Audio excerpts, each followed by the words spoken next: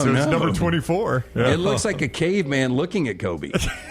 It's like if you told a 3-year-old, No, that's draw Kobe. I never saw the movie in Rockstar. I know you like it. It's called Teen Wolf. It's a caveman looking at Teen Wolf. Yeah. In the shadow of the basketball court, the goal says "Rip." That's pretty cool. Off-centered too, Rockstar. Does that bother you at the least? Back, I believe. It's on his back. God, that's awful. To me, it's like Kobe's a ghost now. Yeah. Some of those horror movies, he's like a black smoke. That's a prison house tat. Yeah, that's bad. No. What are we using that hole for? Why? Lincoln, you got to clean yourself. Why? I mean, what is that belly button for? Why are we doing this? Wow. Yeah, that's bad. That is bad. She's got crabs. Oh my God! Yeah. And they're crawling out of there too, Yeah, Rockstar. boy, they are getting away. Yeah. Somebody big ones. pulls her drawers off. They're like, what have I gotten myself into? I'm going to tell you. Never mind. Let's make a cheese joke. Yeah. I'm not going to go back. Yeah. Oh, that's tattooed hair? Oh, Dunaway, that's an option. That's a good look. It is. I like that he goes sunglasses and scruffy beard. Dunaway, too. I will pay for that. Yeah. Yeah. A lot of glare on that. A lot of glare. No, you won't. Have your kids on there. Is that Mount Rushmore? I mean, it's not a bad depiction of some of the kids, but I She's just got don't some want banged up looking kids. though. Yes, I don't want it on my back. It looks like the two kids that, Hey. I'm back. Is that a dude or a girl? I think it's a guy. How about fourth kid? Obviously, a big surprise to mom and dad. We would have had 3 on the back. Well, I think that's dad and then the kids, right? Dad's in the middle, top. Well, that one kid down on the bottom is always going to think she's not loved. How did I end up on the bottom? That's his wife. Oh, is that his old lady? No, I have no idea. Yeah. There's room on the right shoulder blade for another one, bro. Better get after it. Ain't a woman alive that can Take Mama's place. Mama's take Mama's place. Dang. I got 5 minutes, please. Just get me this. Yeah. How quick can you do you it? do that with a knife? Oh, that is I think so you bad. might just want to go on and take that leg off. Yeah, that is so bad right there. Final one. My girlfriend getting my face tatted. Oh, no. I hate to tell you. I wouldn't want to look myself during. Yeah, right on the neck. I got to be honest, with some of our upset alert drawings, I think we could do a better job. I really do. Brown Bandit destroys that, doesn't it? That is 4 Downs, brought to you by friends at Mortgage Right. Hey, it is buying season. Our friends at Mortgage Right here to help. Trash. Veteran founded here in Birmingham and offer loans throughout the country. Before you take the next steps on a new home purchase or refinance, talk with the team at Mortgage Right. No cost or obligation to find out what you qualify for. You can get more information. Go to their website. That is mortgageright.com. Call 205-900-7200. Precision Sports Medicine and Orthopedics. Great folks there. Another weekend of high school sports. If you have an injury playing, your kid, just take them to Precision. They will take care of them. We do that when our kids get injured. 205-512-3885. Tweaks and pulls, pains and breaks. They diagnose it, they treat it, and they rehab it. They're fabulous folks. Part of the Brookwood Baptist Health Family Specialty Care Network. Locations in Jasper and Alabaster, Fultondale, and all around the Birmingham metro area. There's nothing better than being in something when you're struggling together. Orthopedic care, better together. Find your provider today. Again, precisionsportsortho.com/2024. We got 3 minutes. We've talked a lot about your Rams. Other than the Rams, your big takeaway from the NFL weekend is what? Takeaway from the NFL weekend. I was blown away with what the Saints did to Carolina. And if we are to believe that Dave Canales is going to be the answer for Bryce Young, I don't know if there's going to be an answer. That team's horrible. Dunaway was stunned to find that Andy Dalton is A, still alive, and B, is the backup in Carolina. I did not know Andy Dalton was still in the league. I thought he had retired and left. And I was like, Dunaway, he took snaps yesterday in the league. I did not watch that horrible 47-10 Nor game. should you have. The Falcons, although you got a new... From the creators of The Next Round comes 2 new sites, covercrimson.com and thebarnauburn.com. 2 team sites with the same excitement and information-driven content that you get every day on The Next Round. Live daily shows, recorded shows, free of charge, plus premium content with insider information starting at just $1. And it's the perfect gift for the Alabama or Auburn fan in your family. CoverCrimson.com or thebarnauburn.com. Sign up today.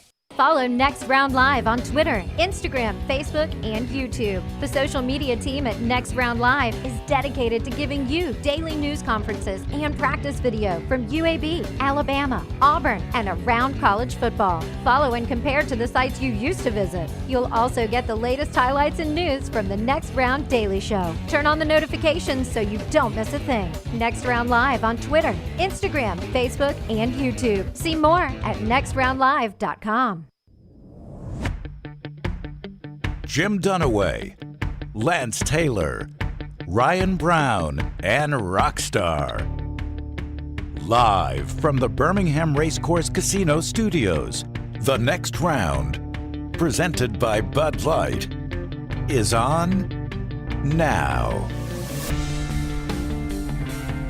All right, here we go now live on a Tuesday, and we're getting ready to talk to Payton Thorne, scheduled to be with us coming up at 9:30 at the bottom of the hour. Upset alert, as always, on Tuesday, where the Brown Bandit is coming off a win. I just am reminding myself I've got to give Taylor an updated upset alert standings. Oh, yeah. Because it has changed. Because I pulled down that dub, dog. LT still a little bit under the weather. All right. He's going to join us throughout the show. He'll be with us for 4 downs. He'll be with us for upset alert. He'll be with us at trash from his home. And he'll join us later as he's dealing with a medical issue, and we wish him all the best. As we get going here today, everyone seems to be talking in our area about the Auburn quarterback situation, the Auburn offense, and we're going to get a chance to talk to the Auburn quarterback today coming up at 9:30. So I look forward to getting his take on where Auburn's offense is, his play, and what Hugh Freeze was talking about yesterday. Yeah, I mean, it has taken a life of its own because Hugh was in front of the media once yesterday and then on the coach's show, right? Right. And the obvious question is going to be about the quarterback position, and Hugh was asked very early about it yesterday.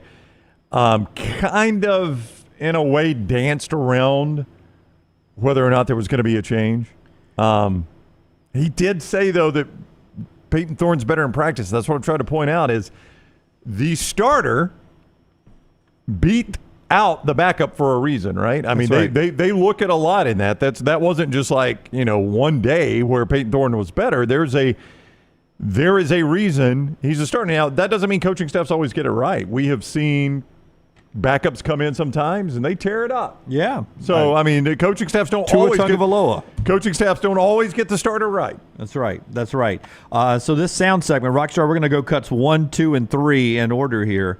From yesterday, Hugh Freeze, as his day went on, 1, 2, and 3 into the evening with Andy Burcham, is brought to you today by our friends at Ghost Energy and Ghost Hydration. Authentic flavors, zero sugars, and no BS. Look for Ghost Energy and Ghost Hydration at all retailers that sell energy and hydration drinks near you.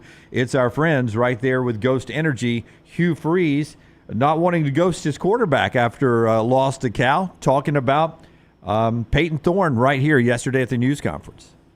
First of all, we aren't talented enough yet to play bad and win. And I know everybody doesn't want to hear that. But the way we're choosing to build this is to try to develop young men. And obviously, if you follow recruiting, we're starting to get our roster to be better. But we can't play poorly and win, particularly with 5 turnovers. The struggle with it's really hard to not play a young man, whether it's Payton or whoever else it is. It's really hard for me to not play a young man that consistently is the best performer in practice over and over and over and over again. And his execution of the offense, which has been pretty clear to all of us that throughout camp and throughout the practice weeks and everything, his performance and his understanding of what we want to do has been better than the others. And if you do that, then you kind of send a message that practice really doesn't matter. Having said that, you have to carry that over into the games. Sometimes adjustments have to be made, and I assure you we're prepared if that continues. We have to go another direction.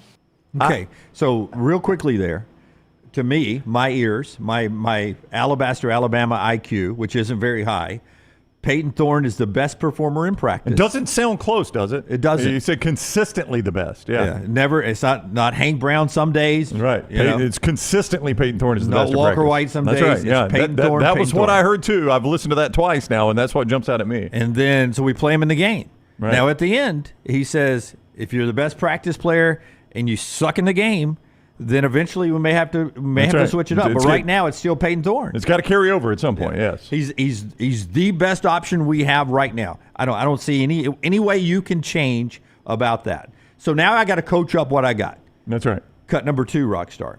Hugh Freeze, and this got some play yesterday. Hugh Freeze on shrinking the offense. Maybe I'm giving him too much. Now this is all off of just one loss to Cal. That's right. But maybe I'm giving him too much. Okay. Here's Hugh Freeze. It's like maybe Start it over for me. One at the beginning of it. So we need to listen to this critically because this is the cut where different people have heard different things. Is that what you're telling me? This is a big one. The next one is the one that everyone's... But we're going to need to compare the next one to this one, right? So maybe, yeah. All right, so we need critical listening here. Everyone listen critically. our coaching staff feels like maybe we attempted to carry too much because of all the different looks that they give you, which they do, and they did a good job with that.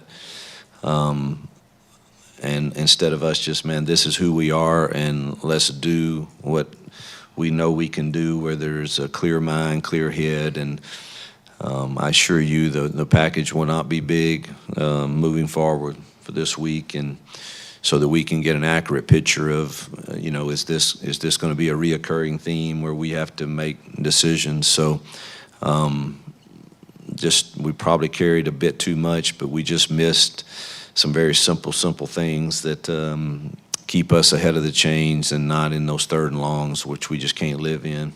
So offense too big against Cal, going to be smaller against New Mexico. That's what I take away from that. Is that what you take away? Yes. Okay. And I heard there that we're gonna trim it down, and if you can't understand that, if you can't handle that, then we may have to make some changes. Now, what goes unsaid there, I mean, if you read between the lines, if a package is too big, if you give a quarterback too much, you've got a quarterback that is maybe not as developed as he needs to be, right? I mean that's what you do usually with a first-year starter. Yeah. Can you give, and this is an extreme example that I'm about to use, can you give Patrick Mahomes too much offense? No. I don't think you can, right? No. Can you give, Joe Burrow too much? Those are professional quarterbacks, and it's an extreme example, but the reason I use that is I don't think Andy Reid thinks, let's don't give him too much here. As a quarterback develops, he should be able to run the entire offense. Can I just say, though, that I've heard Hugh Freeze from SEC media days through all the preseason camp, through the Alabama A&M game, praise our boy Payton Thorne. He has, yes. Yeah. He has a better understanding of the offense. Nobody's defended him more. Yeah. Better understanding of the offense. Right. Knows it in and out. Sometimes he actually said this. I remember this. He actually said, in meetings now, sometimes he says something that I'm about to point out on tape, and Payton says it before I do. I remember that. Yeah. I remember that. So that's where we were going into the Cal game. Okay. Now we're shrinking the package. Maybe it was too much. Then we get to the firestorm. Okay. So this is the next step, huh? Yeah. All right. Tiger Talk last night. By the way, Mondays, Auburn Network's really good. I actually ran the board in Alabaster, Alabama on AM 1500 for the Auburn Network back in 1980 something. Is that when they had the banger music that would come? Oh, God, it was just so good. I had so much time because you could hear Jim Fife talking in the commercial breaks. So good. And Jim Fife was the best. I love the Auburn Network. Monday seems to be a little early to do the coach's show. Well, that's when Coach wants to do it. Yeah. I don't think Andy was like, Hugh Freeze wants to do Thursday, and Andy said, no, I'm a Monday guy. Yeah, okay. So now you get to do the Hugh Freeze show, the Auburn coach's show on Saturday after the game. Then you get the Monday news conference, and then you get the Monday night coach's show. That's a lot of media, but it's out of the way. Okay. Maybe that's what he's done. Hugh's done now. You can focus on the smaller package. So that's what she said. This is from Tiger Talk and the Auburn Network. Hugh Freeze last night down in Auburn, and Andy Burcham is the voice of the Tigers, and he asked Hugh Freeze about a meeting with the quarterbacks. You mentioned earlier today that there were 15 plays that you were going to go over with the quarterback room. Yeah. Can you? I did. Okay. And, it was very, very frustrating.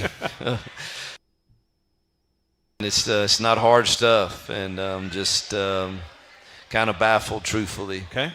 That I'm the first to stand before our team and say, guys, we called 5 plays that schematically they did not give you a fighting chance, and that's our fault, and that's tough for me to say, but I always do that. But honestly, there was one play in this game that I think was a bad call by our staff, and the rest of them, if we just now we blew a protection.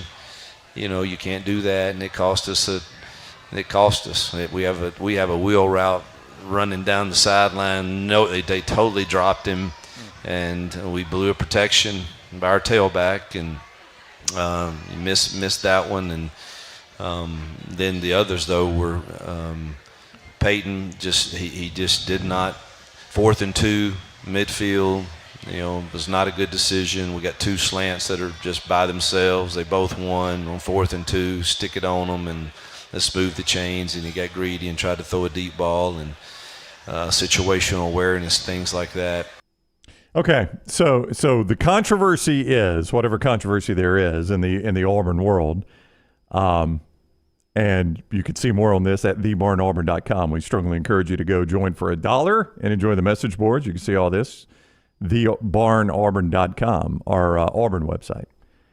So the controversy is, as I understand it, Andy Burcham asked a question about the meeting that Hugh Freeze had talked about in the press conference. We got 15 plays. I'm going to go sit down in the meeting with the quarterbacks, with Payton Thorne, with Hank Brown, with Walker White, with Holden Gerner, and we're going to evaluate those 15 plays. 15 plays. Andy asked that question, and Hugh Freeze starts answering that. But in the course of the answer, Hugh Freeze said, our staff made one bad call in that game. Yeah, of those 50. He did say in that game. You're right. He said in that game. He did. You're right. And that's where the controversy is, because some Auburn fans heard Hugh Freeze say, in those 15 plays, we made one bad call. Right. Some Auburn fans heard Hugh Freeze say, in that game, we made one bad call. Play it again, Rockstar. I mean, that's a great point. That's a great point. I went in listening for 15 plays because some Auburn people had taken it the way it was about 15 plays. But you're right. Let's hear it again and see if he says in the game. You mentioned earlier today that there were 15 plays that you were going to go over with the quarterback. The question is about 15 plays. I did. Okay. And, it was very, very frustrating. And it's not hard stuff, and just kind of baffled, truthfully. Okay. That I'm the first to stand before our team and say, guys, we called 5 plays that schematically they did not give you a fighting chance, and that's our fault, and that's tough for me to say, but I always do that. But honestly, there was one play in this game that I think was a bad call by our staff. I mean, that's what he said. Yeah. The rest of them, if we just now we blew a protection, you can't do that, and it cost us. We have a wheel route running down the sideline. No, they totally dropped him, and we blew a protection by our tailback, and missed that one. And then the others though were Payton he just did not. 4th and 2 midfield. Was not a good decision. We got 2 slants that are just by themselves. They both won on 4th and 2. Stick it on them and let's move the chains. And he got greedy and tried to throw a deep ball, and situational awareness, things like that. Yeah, That's good. That's good. I listen. I mean, the question was about the 15 plays, but in the course of that question, he says we made one bad call in that whole game, which, by the way, I don't believe. Well, I mean, every play in a playbook, Brown.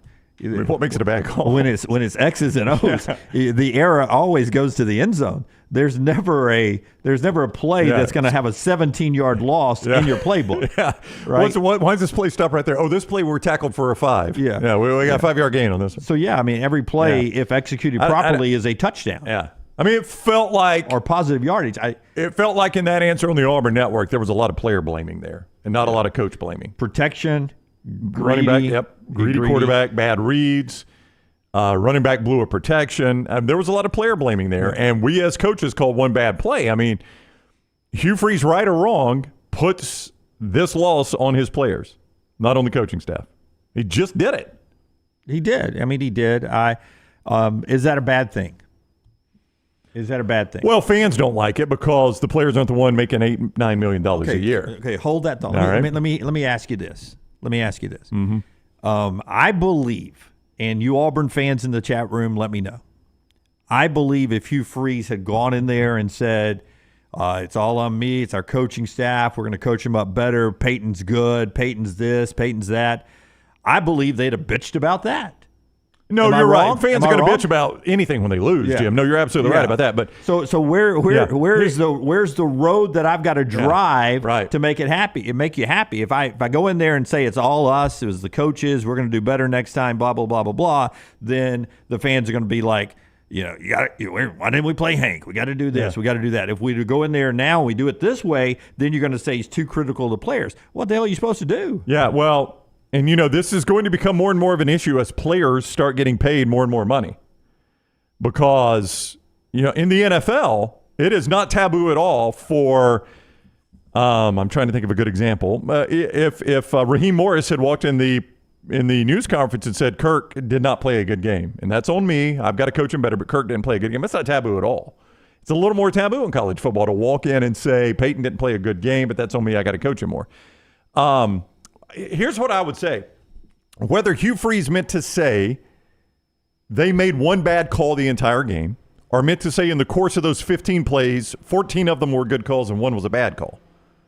Either way, Hugh was saying that was a player loss, not a coaching loss. That's what he said. You can't get around that. Yeah. Now, but aren't they all? Aren't they all that way? I don't think so, no. Yeah. I mean, I think sometimes coaches coach out of there, and you just don't have good enough players. Now, that's on the coach for not recruiting good enough players. I know, but it's always but in the players. Context of a game. All due respect to Nick Saban and Bear Bryant and all the greats that stand on the top of the college world, they can only do so much. The players are the ones that have to go out there and execute. Yeah. So the players win, but the players lose. But I'm going to say, if they were evaluating 15 plays, I've got to assume it was the most critical 15 plays of the game. Would you not assume that? I don't think Hugh Freeze just randomly selected 15 plays, or there were like 15 plays that, might or might not have been important. I'm going to guess if you're going to go to a quarterbacks meeting and evaluate, here are 15 plays, guys, we want to look at. These were critical plays for whatever reason. Maybe it was a critical error. Maybe it was a critical down and distance. Maybe, whatever made it critical, these are critical plays. And even if he didn't mean to say the whole game, what he did say was in the 15 plays we identified as most critical, we only called one bad one. Yeah. So that listen, okay, AM golfer, landmine believer. I'm not saying you should throw players under the bus. I'm saying what should he have done here? If he had not, you guys are blaming him for throwing players under the bus. I think the Auburn fans would have been equally upset if he'd said, "Hey, it's all on us." Well, right? You just get tired of hearing that after a while. I mean, it's fine to say that. It's all the coaches, coaches. I mean, every loss, if it's on us, it's on us, it's on us. At some point, you're like, well, we're paying you $8-9 million. Yeah. It can't be, you can't keep losing and it be on you. Okay. But we did this with Billy Napier. I mean, after week 1, when they lost and he started in on all that same stuff. We said on this show, when you're a fan, you're tired of hearing that. Yep. I'm paying you almost $10 million. I don't want in year 3 you to be standing, and in Hugh Freeze's case, year 2, you to be standing in front of a podium talking about how bad you're coaching. Cut 1 today was, they're building this slowly. He said that. Remember that? I played it earlier. He's building this slowly. Some of you may not like this, but I'm building it slowly. Yeah, it's a he did say that. It's a slow build. Get the message board ready, even the ones that are roasting me.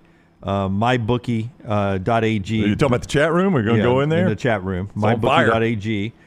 Give me some responses there. I'll tell you about Payton Thorne, and then you tell me about MyBookie, and we'll get to that. Payton Thorne, scheduled to be with us coming up at 9:30 today. The Pants Store is your home for Auburn fans. If you want new polos, hats, and quarter zips, get ready for the next home game.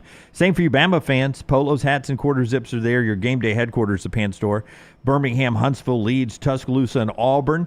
Horn Legend, Cutter and Buck, Antigua, Gentile. And ladies, they got the rompers, the dresses, the Hokas, the New Balance, the Western boots, free alterations, free gift wrapping. Nothing says Roll Tide or War Eagle like the Pants Store, pantsstore.com. Also, the chat room brought to you by MyBookie. Before you get into it, yep. I just want to clarify. Okay. I don't necessarily think you should roll players under the bus. I'm just saying when you lose a college football game, there is nothing you can say. There's nothing you can say that's going to make the fans happy. You're correct on that. I would care.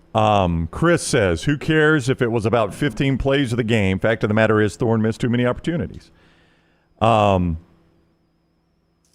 There are a couple of comments like this. Hawk to us says these kids make millions now to play a game, so he's saying they're not immune to the criticism. Not many make millions, but some do. There's no doubt about it. Quarterback usually does. Quarterback can, and I don't know at what number do they cross that line of being, let's take it a little easier on the players in college too. They're making this amount of money. They deserve all the criticism they can get. Yeah. I don't know where that number is. I am of the belief that if I was a coach, that I would blame my players privately, but publicly I would always take the blame and go positive and try to coach it up. That's the way I would do it. Right. I would be a very boring news conference. You would be. Right. This is great that Hugh is so open because it just gives us a ton of things to talk about. But if I was the coach, I would give you nothing to talk about. Chris, these players are getting paid NIL. Get over it. They're adults. Do your job. I think there isn't an element of that. I don't disagree with him on that. Toby, Hugh Freeze is the leader of the team. Blaming the players demonstrates a lack of leadership. It may be true, though. I mean, I'm not discounting the fact. Well, I did discount it earlier, so I guess I need to walk that back. I mean, it's hard for me to believe you could evaluate an entire game and say, we really only had one bad play call. Maybe you do. Maybe you do. I've never sat and evaluated a game, so it's unfair for me to say that.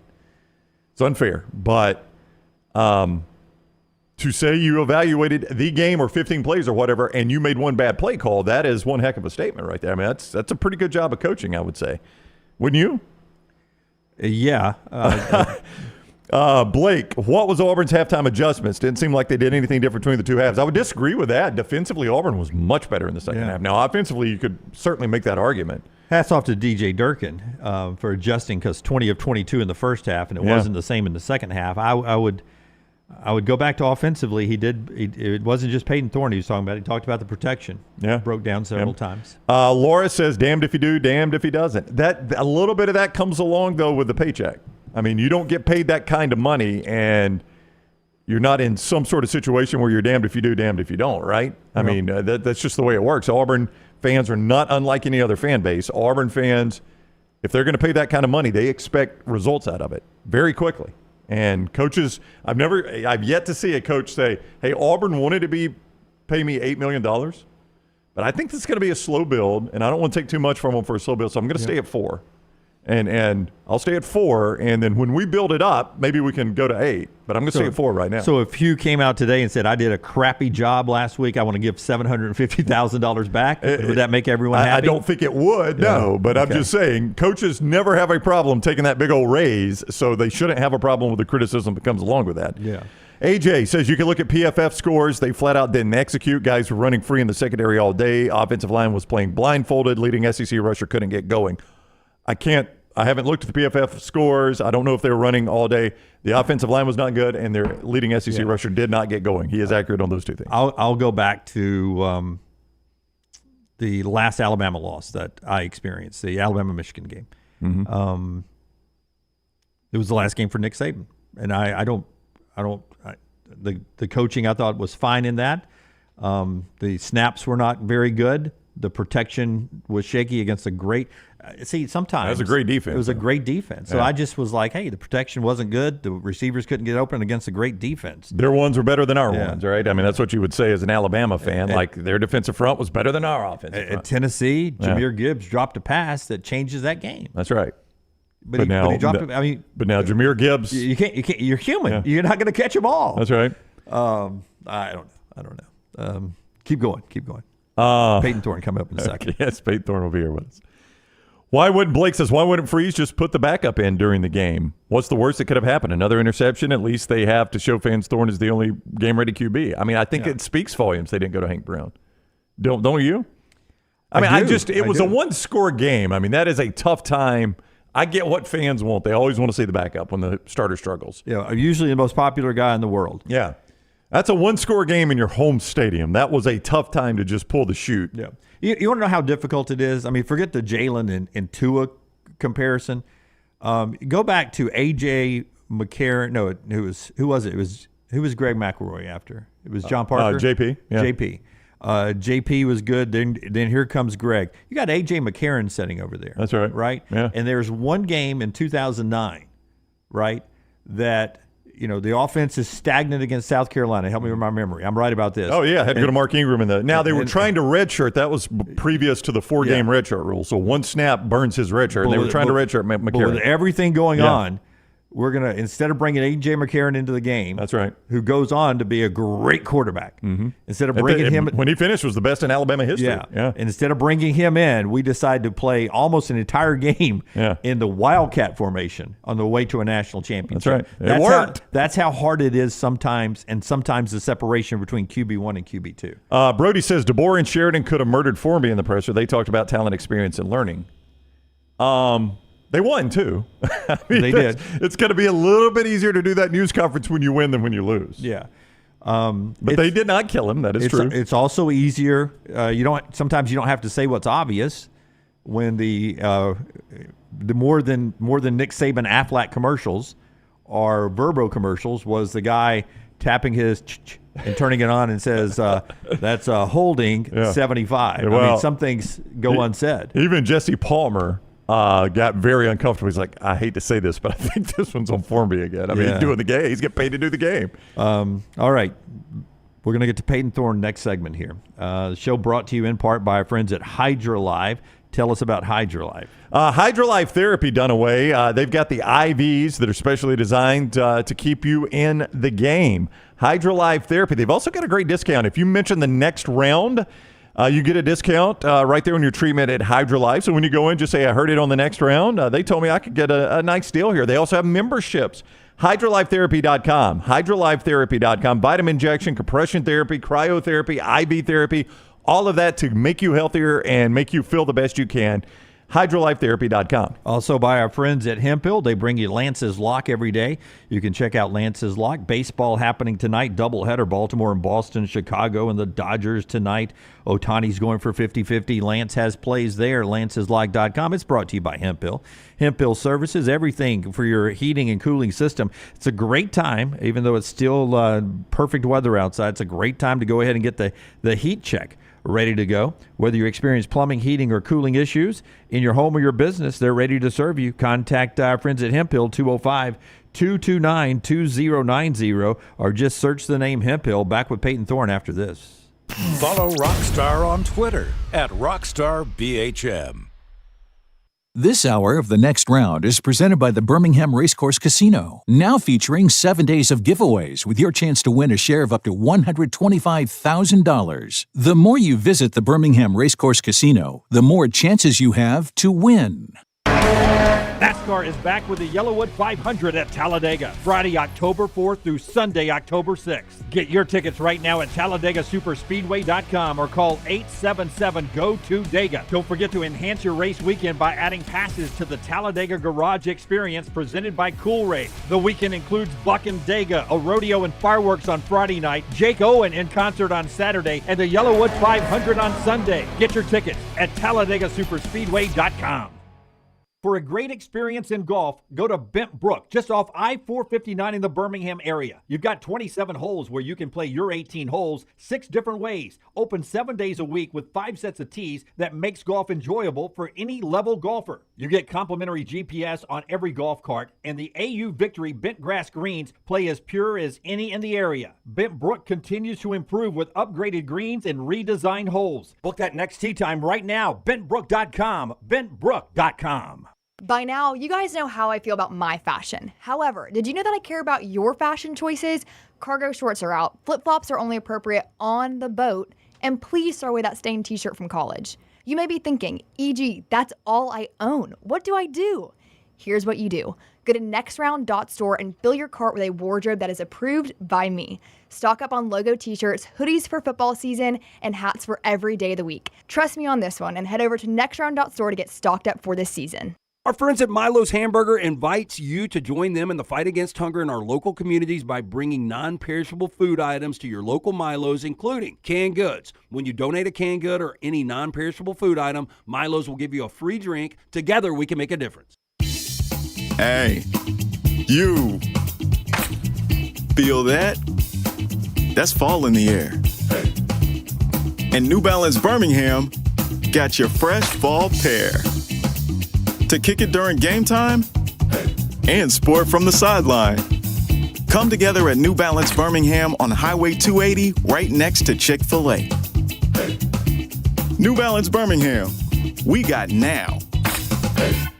There is no better place to watch your favorite sporting events and enjoy great food than one of the 3 great Birmingham locations of Walk-Ons. The TVs are everywhere with your favorite sports, and the menu is second to none. From the great appetizers like the waffle cheese fries to the Avery Island salad, handhelds like the all-new chicken bomber, bistro specialties with a special taste of the bayou, the amazing hand-patty burgers, the great po' boys, and the specialty drinks. Visit any of the 3 great Birmingham locations of Walk-Ons: Greystone, Stadium Trace and Hoover, and the brand new location in Trussville. Hey, Lance Taylor from the next round to tell you about my friends at Michelson Laser Vision, located conveniently UAB Highlands. Almost 20 years ago, I went in for the procedure. Only took 12 minutes for both eyes. When I went in, I had 2200 vision. I was legally blind. Now I have 20/15 vision, still 19 years later. Make the call today. Schedule a hassle-free consultation. 969-8100. Dr. Mark Michelson, Dr. Jen Michelson, Michelson Laser Vision. Make sure you tell them the next round sent you. 969-8100 or michelsonlaservision.com. The 2024 Yellowwood 500 weekend is coming back to Talladega Superspeedway Friday, October 4th through Sunday, October 6th. Reserve your spot today by visiting TalladagaSuperspeedway.com or calling 877-GO-TO-DEGA. Enhance your weekend by adding passes to the Talladega Garage Experience presented by Cool Raid, the most immersive garage experience in NASCAR. Reserve your seat, your spot in the infield, or your camping site for the Yellowwood 500 weekend Friday, October 4th through Sunday, October 6th. TalladagaSuperspeedway.com or 877-GO-TO-DEGA.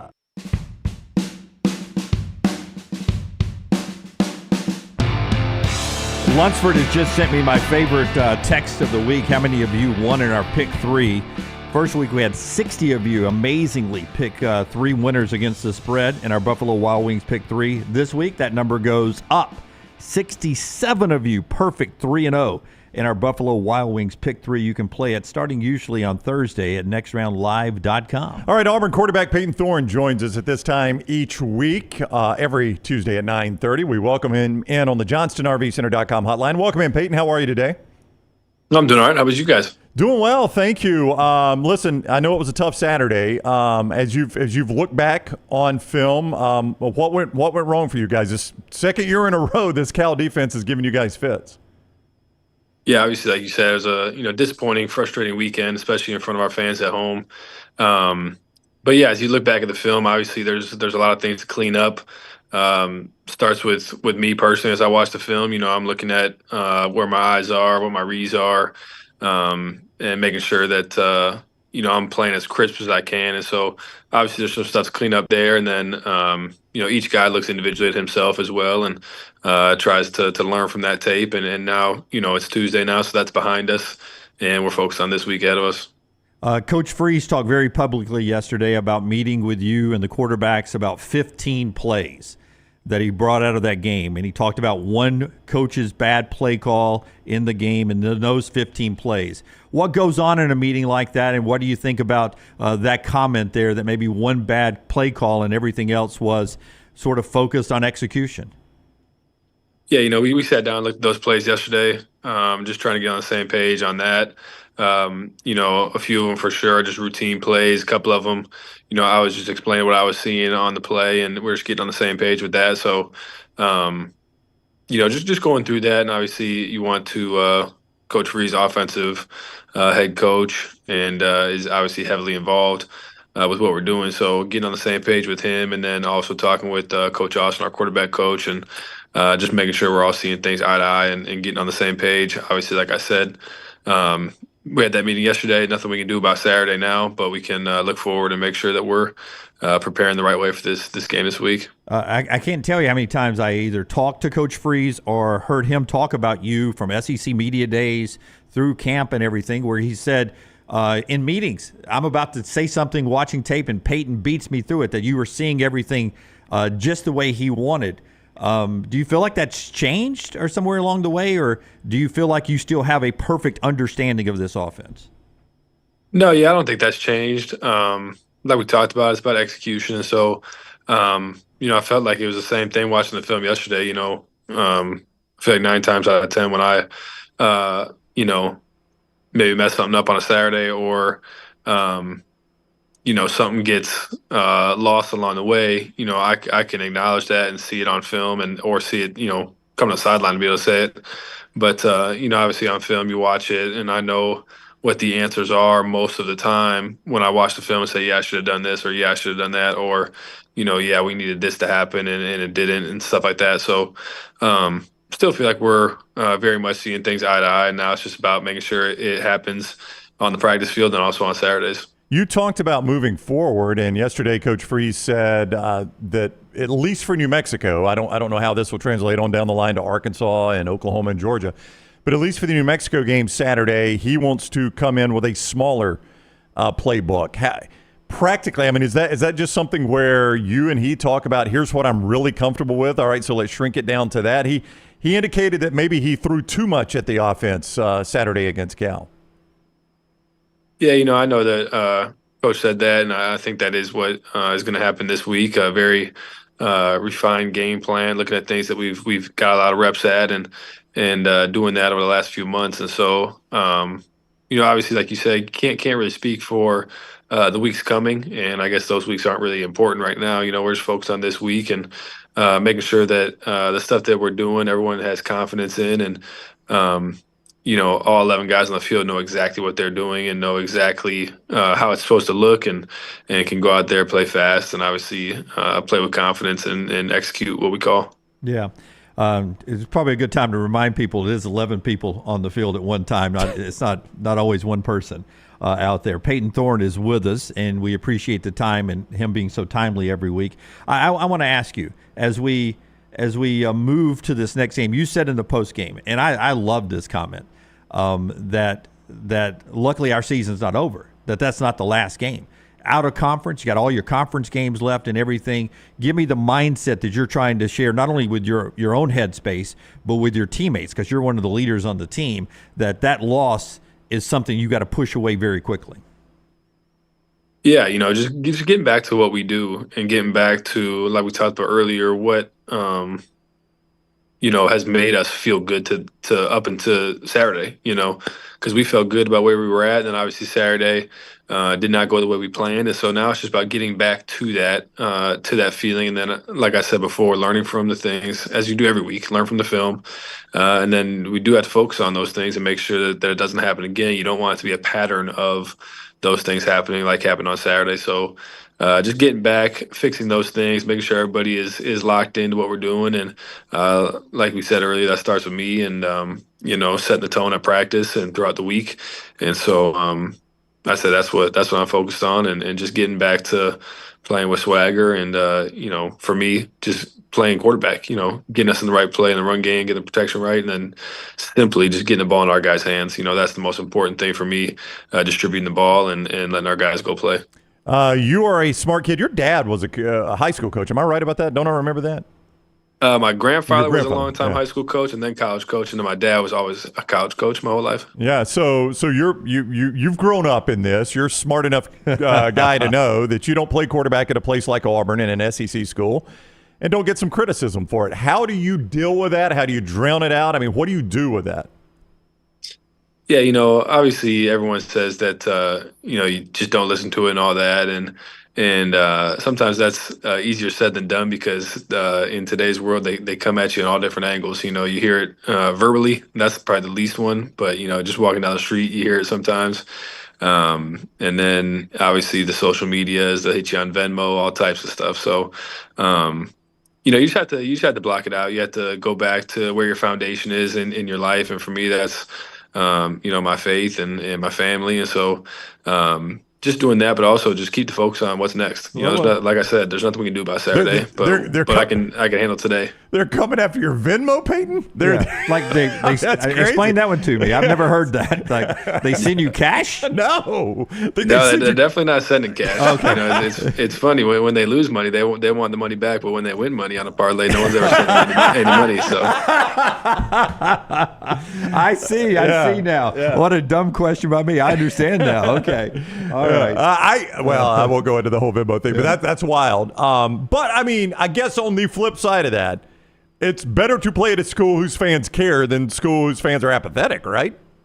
No doubt. I'd much rather be at a place like this where the fans care than some place where hardly anybody shows up and they're not pissed off when things don't go well. So it's part of the position. You know it when you get into it, and some guys have different experiences with it than others, but it's something that I have known about and I'm aware of. So when it does happen, you can't fold and be all upset about it. So like I said, it's on to the next and focus on today and today's practice. All right, it is New Mexico coming to Jordan-Hare Stadium. That is the next game Payton has talked about a lot, 6:30 on ESPN2 Saturday there at Jordan-Hare. Payton, thank you for the time. Good luck against New Mexico. We'll see you next Tuesday. For sure. Thanks, guys. Talk to you later. All right, take care. Payton Thorne with us on the JohnstonRVCenter.com hotline. You see the barn logo in the top corner there while Payton is talking to us. That is our new website, thebarnauburn.com. On the Alabama side, covercrimson.com. Sign up for $1 and see how you like those. A lot of content video-wise there, but also message boards and all the crew there, both Cover Crimson and the Barn, doing a great job keeping you updated on everything going on both in Tuscaloosa and Auburn. thebarnauburn.com or covercrimson.com. And the show being brought to you by a couple of great sponsors today. Precision Sports Medicine and Orthopedic, your provider there to get you back into the game, 205-512-3885. PrecisionSportsOrtho.com/2024. All your tweaks, your pulls, your pains, and your breaks. Diagnose them, treat them, and rehab them. We trust these people so much, and only do LT and I go there. We send our kids there, too. Locations in Jasper and Alabaster, Fultondale, and all around the Birmingham metro area. Orthopedic care better together. Find your provider today. Call 205-512-3885. PrecisionSportsOrtho.com/2024. Also, Brownie, Johnson RV Center here for the whole football season, as always, getting you ready to travel. Yeah, I-65, exit 304 in Coleman, 334 in Decatur. That's where you find Johnston RV Center. And right now, it is a great time to get out and see America with fall hitting. Tailgate season, great discounts, low payments right there at Johnston RV Center. How about travel trailers, as low as $145 a month? How about fifth wells, starting with savings of over $45,000? RV warranty forever. Make sure you've got that warranty. It is lifetime on anything new or qualifying used. You can see more. I-65, exit 304 in Coleman, 334 in Decatur, johnstonrvcenter.com. Let's see. Rod over there says... if he gets benched, this could get really awkward. I don't know about that. We had Bo Nix the whole season. It was great interviews every week. Zach, I give him credit. He isn't shook yet. The guy's, 22, 23 year adult, and he's the quarterback. I mean, you guys don't understand. He's just coming to do an interview. The guy's he quarterbacks on national television in front of 100,000 people. He's got to go play in Athens, Georgia, and Tuscaloosa. We're the least of his worries. I mean, he's going to show up. Well, we're going to get Lance here in a second. I want to get Lance's thought. He watched the interview, and then we're going to do 4 downs. Yeah, I would just say real quick, and fans don't always want to hear this, but this is not just Auburn I'm talking about. This is true on both sides. Those college players don't always take it as tough as you. It doesn't mean they don't care. They just handle it differently. Like you can sit. I've seen it with little T over there, man. She's as frustrated as an Auburn fan gets, right? If you're Payton Thorne and you continue to wallow in that frustration, it's only hurting next Saturday. Now, I know they play New Mexico next Saturday, but they've eventually got to play Arkansas and Oklahoma and Georgia. Fans can sit around and wallow about it and talk to us about it. That's what we want you to do, right? It's our job. Yeah, we love to talk. Yeah, players at some point got to move on, and I know fans don't want to hear that, but that's what it appeared Payton was trying to do. Let's bring in Lance Taylor before you give us your reaction to the Payton interview and all that. Tell us about Wonder Fan. It's a new sponsor with us. If you're a passionate fan that wants to get paid to go to the games, it sounds too good to be true, LT. Yeah, it's really an outstanding concept. Really excited about this. I've been meeting with these guys for the last couple of weeks. And Wonder Fan is a first of its kind stadium rewards app where sports fans earn real rewards simply by cheering for their favorite team. All you need to do is head to the App Store, got to download that app, check in once you're at the stadium, and let your earnings grow. It's that easy. During each game you attend, you'll earn in the background once you press start. And once you have enough earnings, you can redeem for cash vouchers for your favorite retailers like Dick's, Champion, Lululemon, 47 brand, and more. There's even weekly ticket giveaways. You can use your points to enter. New rewards are added weekly again. just head to the App Store and search WonderFan. That's WUNDERFAN. That's WonderFan. Start being paid for your fan loyalty. WonderFan. It pays to be a fan. Okay, so you had a chance to listen to Payton Thorne, I think, right? You tuned in to Payton. Just your thoughts on the way Hugh has handled this and how Payton jumped on here and handled it. Well, I think Payton, it was kind of cliche. Hey, look, that's behind us. It's Tuesday. We've got to move forward. He did take some accountability. I don't know. This is one of those situations. If it worked out for Hugh in year 2 with Payton, then he's not going to get criticized if Payton's not making these mistakes. But when you go out and you complete right at 50% of your passes, you turn it over 4 times and you lose to a double-digit underdog in Cal at home, that's a problem. In the offseason, and I know we've talked about this a million times, I was really, really surprised that Hugh didn't go out and get another transfer in the portal. And you look at some of the quarterbacks, even in-state, Julian Sayin, a guy that got some reps from Ohio State, former Ohio State quarterback Kyle McCord, what he's doing at Syracuse. You cannot tell me that Auburn doesn't have more money than Syracuse.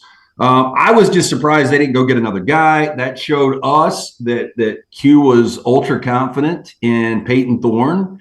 And now, he's going to have to take on this backlash. I really don't know what to do moving forward. I talked to a couple of Auburn fans yesterday, and they think it's already time for a change. It seems a little knee-jerk. I do think Cal's better than advertised. Change at quarterback?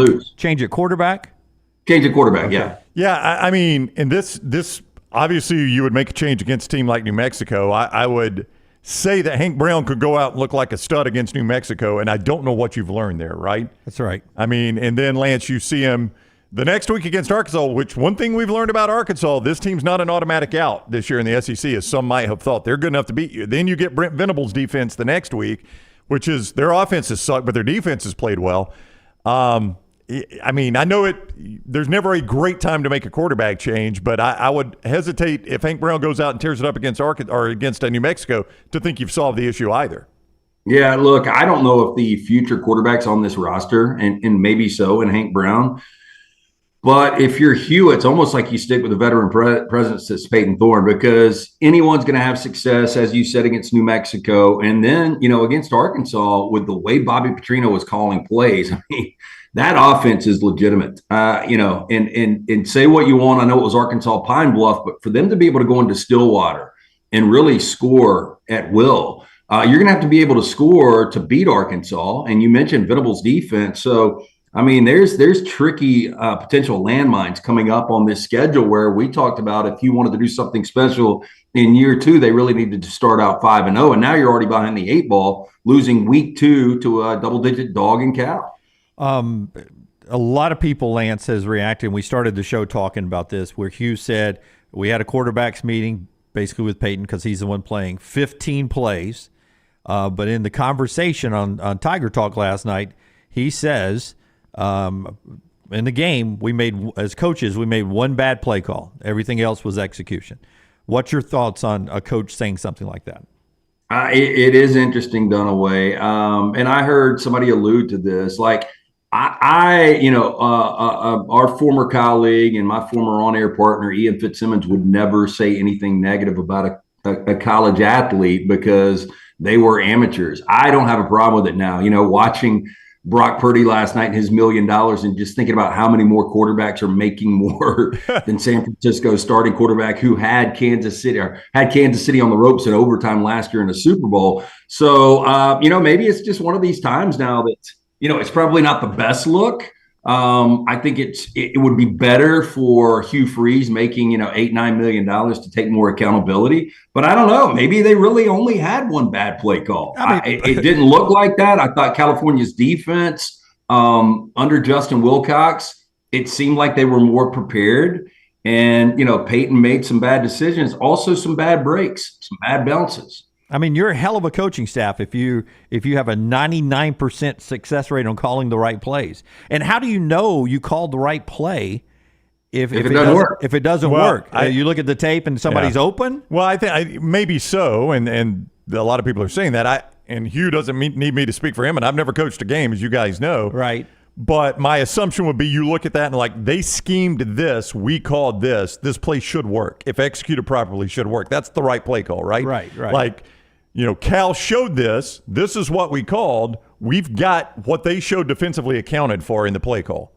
So that play should work if run properly. That's the way I understood what Hugh Freeze said we only called one bad play, whether it was in the 15 plays or in the whole game. We only called one bad play. Yeah.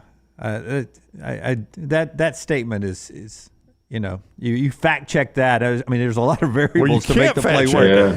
To make it work. There's no reason to say it. And that's almost one of those prepared statements, like, knowing that Andy is going to bring this up and for him to have that in the pocket. Well, we went through it and there was really only one bad play call. It's, year too early, take the accountability. Again, like from our side in the media, if we want to criticize a guy like Payton Thorne, I don't think there's anything wrong with it now based on the fact that they're making a lot of money. But I think there needs to be more accountability with Hugh Freeze because, this thing could quickly go off the rails. Now, look, I believe that Auburn more than likely is going to win their next 3 games. I don't know a lot of people that agree with me there. I think this will refocus everyone. I don't think Oklahoma is that good. I think they're really solid. I think their offensive line has got some issues, and Arkansas's defense is garbage. So, Auburn's going to have an opportunity to get 4-1, and if you can get 4-1 coming out of September, the old cliche, get better and better each and every week. 57 plays is what Auburn ran, by the way, for those that are curious. So the 15 out of 57. It's just not enough plays. No, it's absolutely not. Yeah, these reps are getting limited now with the running clock, and but man, 57 plays, you're not going to win a lot of games. Yeah, and 56 of them were good ones. Yeah, apparently. Properly called, yes. Okay, first I want to say we talked about you being out and joining us a couple times through the show. No details, privacy and everything. We wish you feeling better soon. We can see the bandage on your right hand right there. So get better. We love you very much, man. We want you to get better. Well, I appreciate that. I full disclosure, diverticulitis. I'm in a situation where I really can't leave the house right now. Yeah. Yes. Anybody that knows anything about this, this is another glass of aloe. I have been drinking natural aloe for 24 hours. Well, what's that taste like? Like shit. Okay, It's terrible. I assume that was the answer when I asked the question. Yeah. Yes. It doesn't look good. Yeah, it's just it's not good. And I basically, kids, I don't know if you guys ever dealt with this, having kids. I'm sure you probably did. Kid gets constipated, give them an enema. I'm not at the luxury. I can't have any like natural laxatives or unnatural laxatives because of a fiber situation. It's a long story. I'm going to see a GI on Thursday, but if I can have a so-called avalanche, I will see you guys sooner than later. Yeah. But I just don't know if that's going to happen. All right, Lance. It's miserable. From this angle, it does look like Lance is sitting on a toilet, but he's not. He's in his office at the house. And he's going to tell us about Slice, and then we're going to do 4 downs. Clay Travis scheduled to be with us at the top of the hour. Upset alert coming up at 10:30. Tell us about Slice, my man. Slice would be delicious to have. Unfortunately, I can't partake. So, in honor, maybe go out, get you a slice and a salad today, pick up a couple of pies on the way home, be that hero. 5 locations, Lakeview, Vestavia, Montebello, Crestline Park. The location right there in Edgewood, local pizza, local ingredients. For more information, slicebirmingham.com. First down. Who ultimately, after shaky week ones, has the better season this year, Joe Burrow or Aaron Rodgers? Ooh, I'm going to go. Say what you just said about Aaron Rodgers. I'm going to go Aaron Rodgers. I said to Dunaway in the break, Lance, I cannot believe Aaron Rodgers didn't look better in that game last night, to which Dunaway said he looked like a 40-year-old who hadn't played football in 2 years. Yeah. He looked rusty. I wasn't surprised. Atlanta is like we had San Francisco, the number dipped to 3.5 and had 1 million people reach out. What about Christian McCaffrey? Now, I didn't see Jordan Mason playing at that level.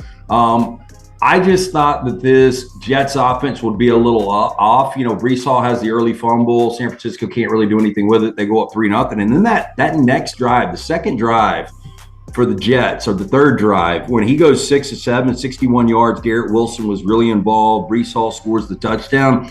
That's the Jets offense you want to see.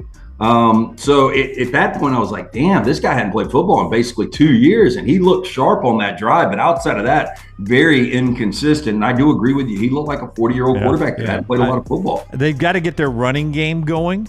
the Jets, and then I think Aaron will play better.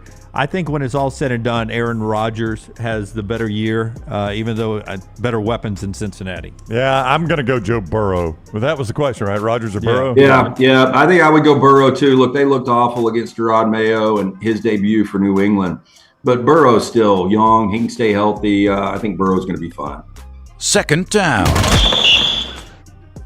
James Earl Jones. I don't know if you guys have talked about this. Passes away at 93 years old. If I asked you, who had the better voice, James Earl Jones or Morgan Freeman? Yeah, stop right there. James Earl Jones. Well, James Earl Jones it's deep and a little harsh. Morgan Freeman's is more soothing. Yeah. I think I would go with the more soothing. And fake Morgan Freeman in the Birmingham airport, when you're in the Birmingham airport and you hear fake Morgan Freeman, you feel like, okay, I've had to park, I've had to go through security. Now I hear fake Morgan Freeman and I'm a little more at ease here. So I'm going to go actually Morgan Freeman in an upset. His speech in Field of Dreams to Ray about as time has gone on and things have been wiped off, but baseball has been consistent, blah, blah, blah. If you build it, they'll come, da, da, da, da, da. Oh, if you build it, Ray. So good. And Mufasa. Yeah. Good. Even Darth Vader. CNN. This is CNN. Yeah. I mean, that voice is iconic. It is iconic. Yeah. So I'm going to go James Earl Jones, who passed at the age of 93. Yeah, powerful pipes. I'm kind of with Brown. I kind of lean Morgan Freeman. Both of those voices, though, iconic. Third down. Okay, these were from yesterday, but Adam Sandler, 58 years old yesterday. Big fan. Ultimately better career, Adam Sandler or Adam Levine? I'd go Adam Sandler. I'm going to go Adam Sandler, too. I mean, I don't dislike Adam Levine, but I think Adam Sandler, in the genre he's chosen, has been a undeniable success. Now, you may hate the genre, and a lot of people do, but you cannot argue that he's chosen that genre and has been an undeniable success in it. Yeah. Yeah, no, I agree. Look, I think really shitty movies. My kids really enjoy them. I think there's a lot of people listening and watching right now that really enjoy them. I'm just not a fan of any of his movies. He seems like a really fun, good guy. You see him doing interviews with the random people on the streets of New York. I hear when he's on Hawaii, he's a very accessible guy as well. He seems like a really cool guy.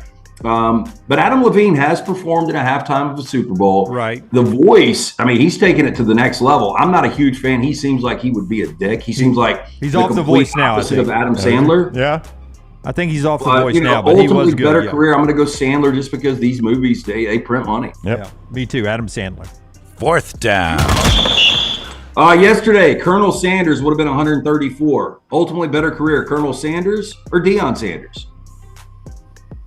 I think I'm a Champy's chicken guy, so I think the game has passed Colonel Sanders by. Yeah, late in his career. A long time ago, I think it passed it by. Well, that was a good product in the 70s and 80s. Yeah, has it passed Deion Sanders by? Yeah, Deion. I mean, guys, 35 years ago today, to put this in context, Deion Sanders, in his Falcons debut 35 years ago today, returned to kick a punt for a touchdown 5 days after hitting a home run for the New York Yankees. Yeah, it's crazy. So he was playing two ways 35 years ago today. He would go on to do that with the Atlanta Braves. He would go on to, he had a great college career, and he's, for whatever you make of him, he's been a star. He's really good on television. He's good on commercials, and he was good at Jackson State. Yeah. So I'm going to go Deion Sanders. I noticed here. you stopped right there at Jackson State. Yeah. Yeah. I mean, Deion is widely regarded as maybe the best defensive back ever to play the game. I don't know if Colonel Sanders is widely regarded as the best person to fry a chicken. Yeah. So I'm going to go Deion Sanders. Yeah, Deion Sanders for me. I don't know. Rockstar can tell us if it's China or Japan. I don't think Deion's ever going to be as big as the Colonel is, where they have their holiday meals from KFC. I'm going to lean Colonel Sanders just because I think this year – this thing is going to implode on Deion. Yeah, but he's done enough already to pass 7 seasonings. I mean, it's just 7 seasonings. It's only 7. Yeah. Who couldn't have more seasonings than that? I mean, Champy's probably doesn't even use seasonings. He's just so good at brining it overnight. 7 seasonings. Rockstar says it is what country? Japan. So they Christmas dinner. The Christmas dinner is KFC. Yes. Yeah. Wow. All right, that is 4 downs. Lance will be back for upset alert. He looks like he's in the 4th down of something anyway, I hope. You good?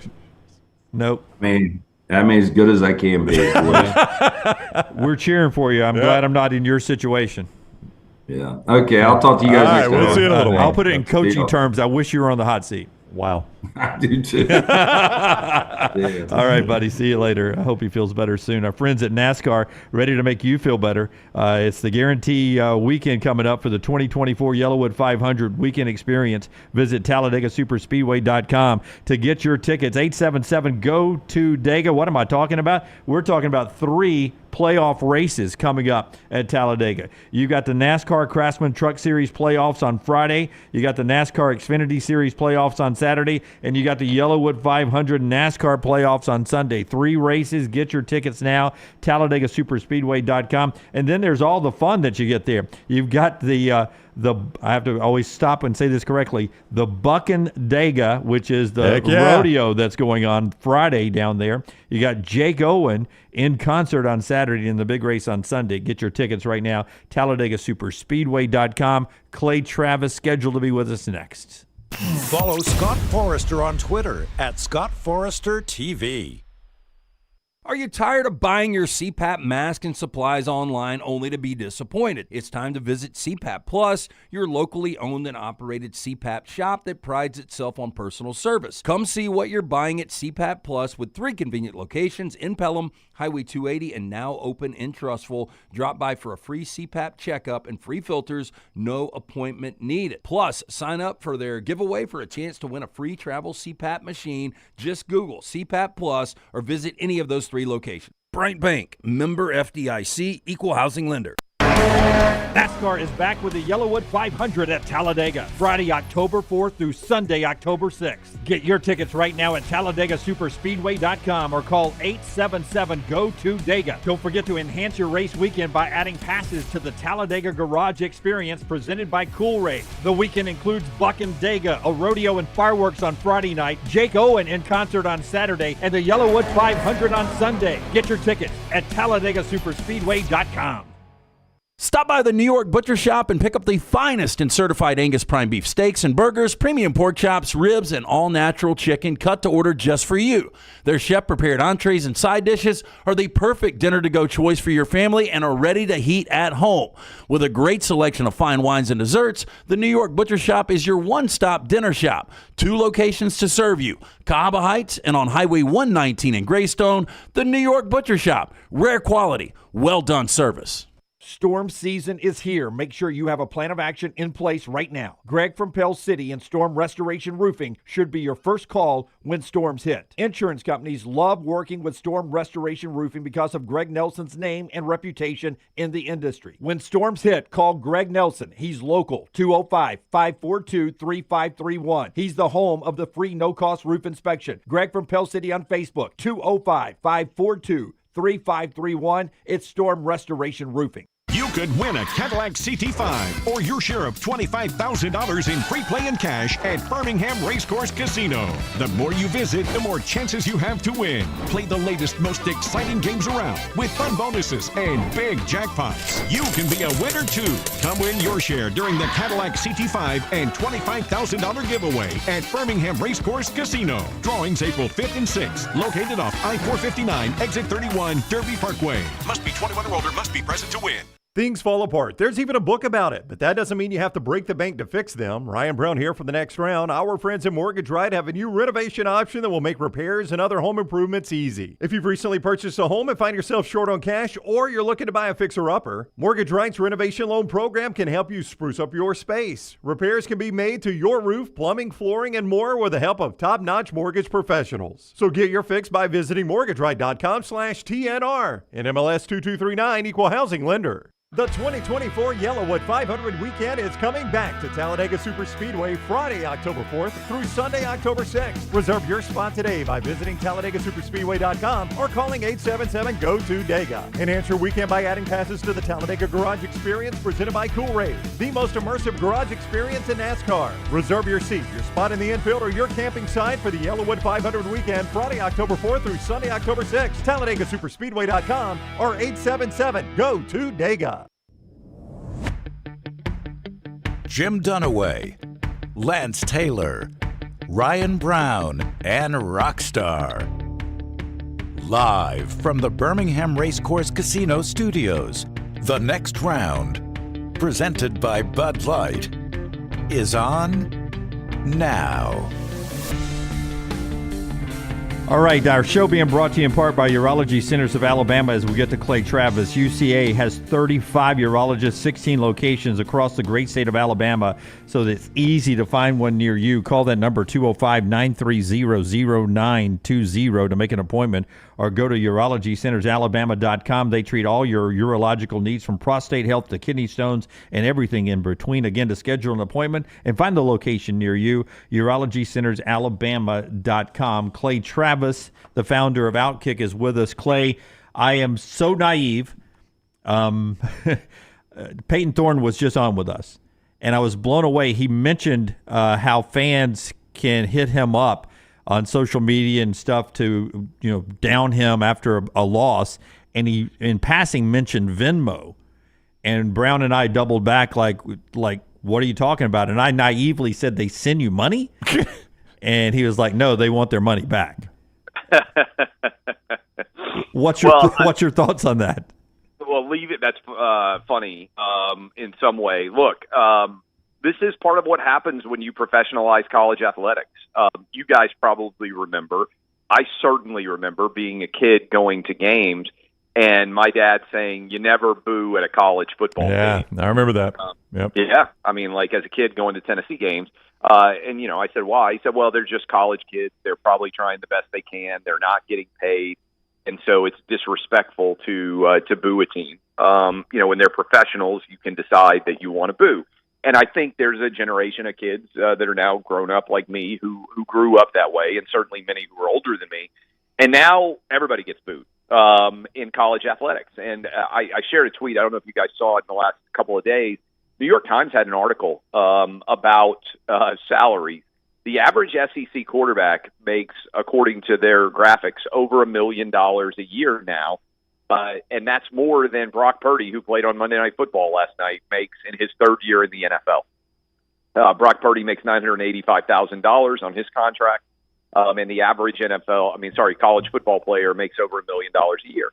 And so when things don't go well, I think fans look and say, "Hey, we're paying you a lot of money. You got to perform, and you're going to be treated like an adult in some way at a for-profit corporation." And you guys know, and a lot of people out there listening or watching know, if you're at a for-profit corporation and you're paid a lot of money and the company is not performing well, sooner or later people get fired. And we know that's been happening for coaches.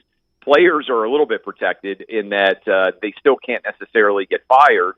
I haven't heard of a lot of people yanking NIL offers because I think they're worried, meaning teams, coaches, about the message that it sends. But I think that's the era that we're in. And Auburn turned the ball over 5 times and lost as a double-digit favorite against the team that they beat last year on the road.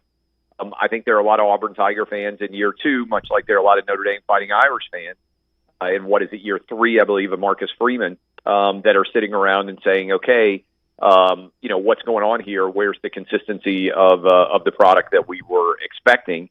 And I say this now as a dad. I mean, people, it's not going to shock you guys, are often mean to me on social media. I kind of like it. I get it that I'm a little bit strange. Like I'm more likely to remember the one positive thing than the 10 negative. It just doesn't really kind of register with me for whatever reason. But if I have 2 teenage boys, and if they were playing at an SEC school, I wouldn't want them to be on social media. I don't think that's healthy for young athletes. I get probably the reason most of them are on it, or the same reason that most teenage boys are on anything. It's to meet girls. I would have followed up with Payton Thorne. Okay, people are trying to take your money away. How many pretty girls slide into your DMs every week? I bet that kind of balances out a little bit the negativity that you get. And I think that's honestly the reason a lot of them are on there, not to mention that you can make money now in NIL based on what your social media following is, and they care about that, all of those things. But in terms of reading what people are saying to you after a game, good or bad, I think I would be inclined to tell my kids and to tell my players, if I were a coach, there's very little that can be gained from paying attention to what people say online. I would say this: if you want to play, especially quarterback in the NFL, what you get from our show, like when we were interviewing Payton Thorne, or back when we had Bo Nix when he got benched, and everybody was like, "Oh, that's going to be an awkward interview for you guys." I'm like, "But we're paying Bo Nix to be here." Yeah. I mean, he's got to answer the questions. There's questions we got to ask, and the same thing with Payton Thorne. We paid him to be here today. We pay him every week to be here. He's going to have to answer the questions we ask. You live in. Let me cut you off a sec. Yeah. What does it say about our media that Payton Thorne is held to a higher standard than Kamala Harris? You've done this already. You've already played this one. It was Deion Sanders last week. Yeah, Deion Sanders last week. But I mean, in all honesty, I mean, I tweeted about this, but I think it's a sign of how broken media is that we hold quarterbacks, 20-year-olds, I don't know how old Payton Thorne is, 22, whatever the heck he is, and head coaches to a higher standard than the people who want to run the country. I think it's symptomatic of a cultural rot, and I think the media's partly to blame when we set the expectations that, hey, good or bad, look, and Will Levis, freaking awful for my team. Well, yeah, I was going to get to that. I mean, I'm sure you guys saw the interception that he threw. He terrible. had to show up and answer every question about what in the world he was thinking after an awful performance. And Nashville is not even a really critical town. I mean, it's not like he did that in New York City or Philadelphia or somewhere. I mean, you play that type of game if you're Jalen Hurts or Daniel Jones did play that type of game. Those guys get destroyed. My eighth grader is playing wide receiver at his school this year. So I go, like tomorrow, I'll go to eighth grade football. My fourth grader is playing flag football. I think that the coach would bench either of their quarterbacks if they made that play in fourth grade or eighth grade football. I mean, to say nothing of high school, college, or pro, it's one of the dumbest things I've ever seen. But he had to show up and face the music. And I do think that the accountability that sports teaches is important for young men in particular who may not get a lot of accountability elsewhere. I love football for the purpose of, I talked to my eighth grader the other day. He's like, they're watching film. He's like, man, Dad, the film sees everything. I'm like, yeah, the line that everybody says is the eye in the sky don't lie. And so everything that you do on a football field, when you go back and watch it, they can tell when you're lollygagging. They can tell when you're taking it easy. They can tell when you're not doing your job or giving every bit of effort out there. And that accountability matters, I think, in a way that is really important. And I'm not sure that kids, particularly young men and teenage boys, get that very many places outside of sports now. Is there a chance that Week 8, Texas and Georgia in Austin, Georgia, Texas, you got me doing it, Brown, Georgia and Texas in Austin. You're the only one that cares. Will be the highest rated regular season game this year, bigger than the game with Ohio State and Michigan, bigger than the Iron Bowl?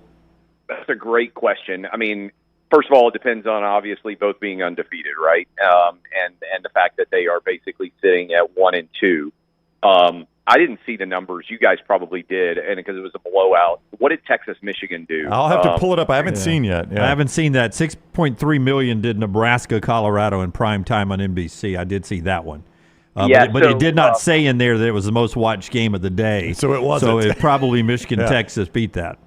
Yeah, I would think. I mean, the whisper number, because I was on the Fox a lot last week talking to some guys, was they thought, so much of what the number is a function of how close the game is, because in a good game, the audience builds throughout the course of the entire contest, not surprisingly.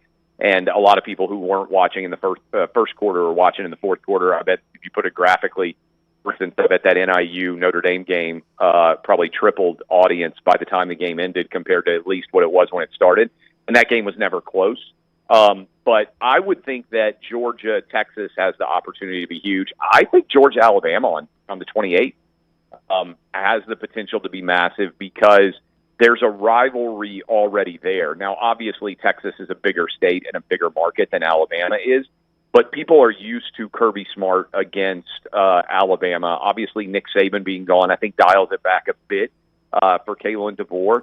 But I think a lot of people have rooting interest in that Georgia-Alabama rivalry. So I actually would bet, and I may end up being very wrong, that Georgia-Bama would be the bigger national draw. Now, one other thing, it also depends on how many other big games are on that day.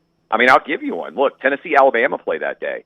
It's not crazy to think that both Tennessee and Alabama could be undefeated for that game. If Alabama beats Georgia, I would argue Alabama-Tennessee is going to be the bigger game than Georgia-Texas, right? Yeah. And Texas got to play the week before against Oklahoma. I don't think Oklahoma is anywhere near the caliber of Texas, but you guys know. Rivalry games in college football, it's not uncommon for the yearly rival who's having a down year. Look at Alabama-Auburn, even in the Saban era, for that rival to rise up and play at an incredibly high level. So my point is, I mean, there's a world in which Georgia, Texas both have a loss, and Alabama, Tennessee don't have a loss, and it's not even the biggest game that weekend, much less the biggest game in the year. Clay Travis is with us, founder of Outkick Fox Sports. He's on the JohnstonRVCenter.com hotline.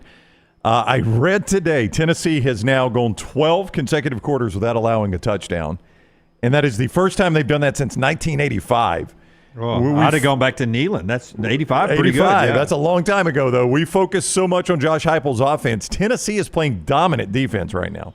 Yeah, I think I told you guys that, to me, that's the story that not a lot of people have focused on. They did give up a pick six. Nico got his arm hit, but they won 51-10. The defense obviously did not give up any touchdowns, and they're incredibly elite on the front. The Tennessee's defensive front seven, in particular the defensive line, is the best defense they've had in 20 years. The Tennessee had a lot of really, really good defenses in the 90s. 1985, that's the year they won the Sugar Bowl against Miami for the old school crew. That was an incredibly talented defense, SEC champion team. But I think you go back and look at the defensive line play against NC State, and it remains to be seen how good NC State is going to be. But the expectation was they're a pretty good ACC team, right? I mean, they came into the year in the top 25 for a reason, expectation-wise. They couldn't run the ball. They couldn't pass the ball. I mean, it was like every snap, Tennessee's defensive line just swallowed up their offensive line. And I think I'm correct. They have 4 graduate seniors on that offensive line for NC State. It's supposed to be the strength of the team. And they just got dominated and obliterated all day long. So what I do think is, and you guys will appreciate this, I think Tennessee can be on defense as good as a top 10 defense can be. I think and I think they're going to be pretty consistent there because they're very deep. They have good talent. Maybe a little questions in the secondary if they go up against an incredibly elite offensive line. Can Texas protect Quinn Ewers, for instance, if they were playing that caliber of opponent? You question what the secondary will do. But I think you look at at Nico. And I think there's a real analogy for Nico with Cam Newton in 2010. And follow me along here. You guys will know well. Most of your listeners, viewers will. But Cam was paired with Gus Malzahn. If you go back and watch the first couple of weeks of that season, the growth of Cam Newton over the course of the year was incredible, to the point where he was a Heisman Trophy caliber, one of the best single-season quarterback performers we've ever seen in the SEC. And look, I think with Josh Heupel, who is a really good play caller, and Nico, if you're going to give the bullish case for Nico, it is as the season goes, by the time he gets into November, he's really starting to hit a stride. You've got a defense that is not going to give up a ton of points, and so you have Tennessee who's able to compete and beat anybody in college football. I said before the season that, to me, there were 4 games out there. If you've looked at Vegas, NC State was one. Well, it was a laugher, right? Now you got at Oklahoma in about 12 days. And then you've got Alabama and Knoxville, and you got Georgia on the road. If Tennessee now can go 1-2 against Oklahoma, Bama, and Georgia, then I feel like they'll go 10-2. I think they have the horses to beat everybody else, just better talent. And I think 10-2 in the SEC is going to get you in the playoffs. So to me, 10-2 has been the target since the offseason. I thought they'd go 10-2 or 9-3. They'll have an opportunity, I think, to beat Oklahoma and Norman in 2 weeks, for 12 days, like I said. And if that happens, I think you have to start penciling Tennessee in as a playoff team. All right, he is Clay Travis. At Clay Travis on Twitter is where you follow him, and you can read it at Outkick. He's the founder of Outkick and also Fox Sports. Thank you, Clay. Have a great week. Y'all too. I'll see you. All right, buddy. Clay with us on the JohnstonRVCenter.com hotline. And the show being brought to you in part today by our friends at Woodhouse Day Spa. Brownie, Woodhouse Day Spa, a place to relax and forget all the bad play call. Oh, there's only one of them. But I still need to relax. Birmingham.woodhousespas.com. That's the website you go to where you can make an appointment at Woodhouse Day Spa. You can buy a gift card at Woodhouse Day Spa, whether a birthday is coming up, an anniversary, even if you want to plan ahead for Christmas. Birmingham.woodhousespas.com. Be her favorite and send her to Woodhouse Day Spa. A number of our staff have used it. They rave about it. It's right there in the summit. You can see more, birmingham.woodhousespas.com. And also our friends at Hemp Hill, as I mentioned earlier, a great time to go ahead and get your heating system cleaned and checked. Our friends at Hemp Hill can do all that for you. All you have to do is give them a call at that number, 205-229-2090, 229-2090, Hemp Hill Services. Whether you experience plumbing, heating, or cooling issues in your home or your business, they're ready to serve you. It's our friends at Hemp Hill there. Shout out to Wesley Sanderson. He has hit me up on Venmo requesting money. Didn't like the last segment and thinks I owe him some money back. You gave him a bad pick somewhere along the way? No, I think maybe my performance today. I was going to bring this up to Payton, but apparently my Venmos are open. I didn't know this. Yeah.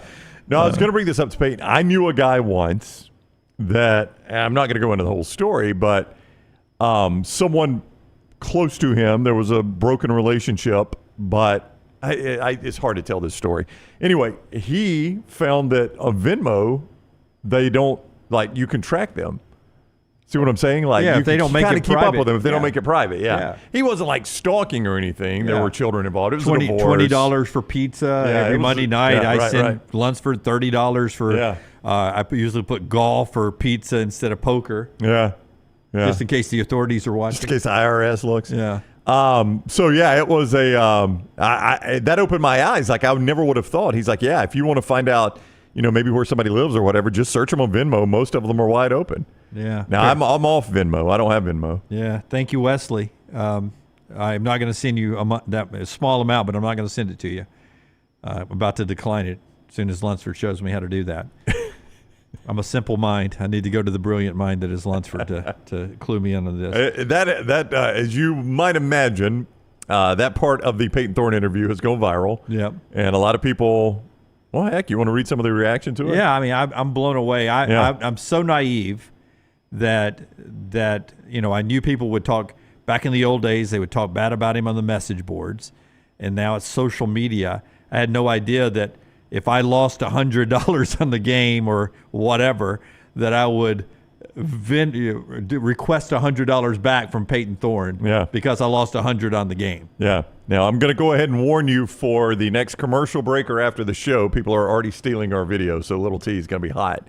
But it happens every time we do something. They're not crediting us? Well, they credit it. So on social media, they'll credit us, but then they'll take our video and make it their own so that they get the video. Yeah. Click. See what I'm saying? Do they have a number in Steals from us. Do they have a number in their name? They do not. They don't? It's not a magic number? I know.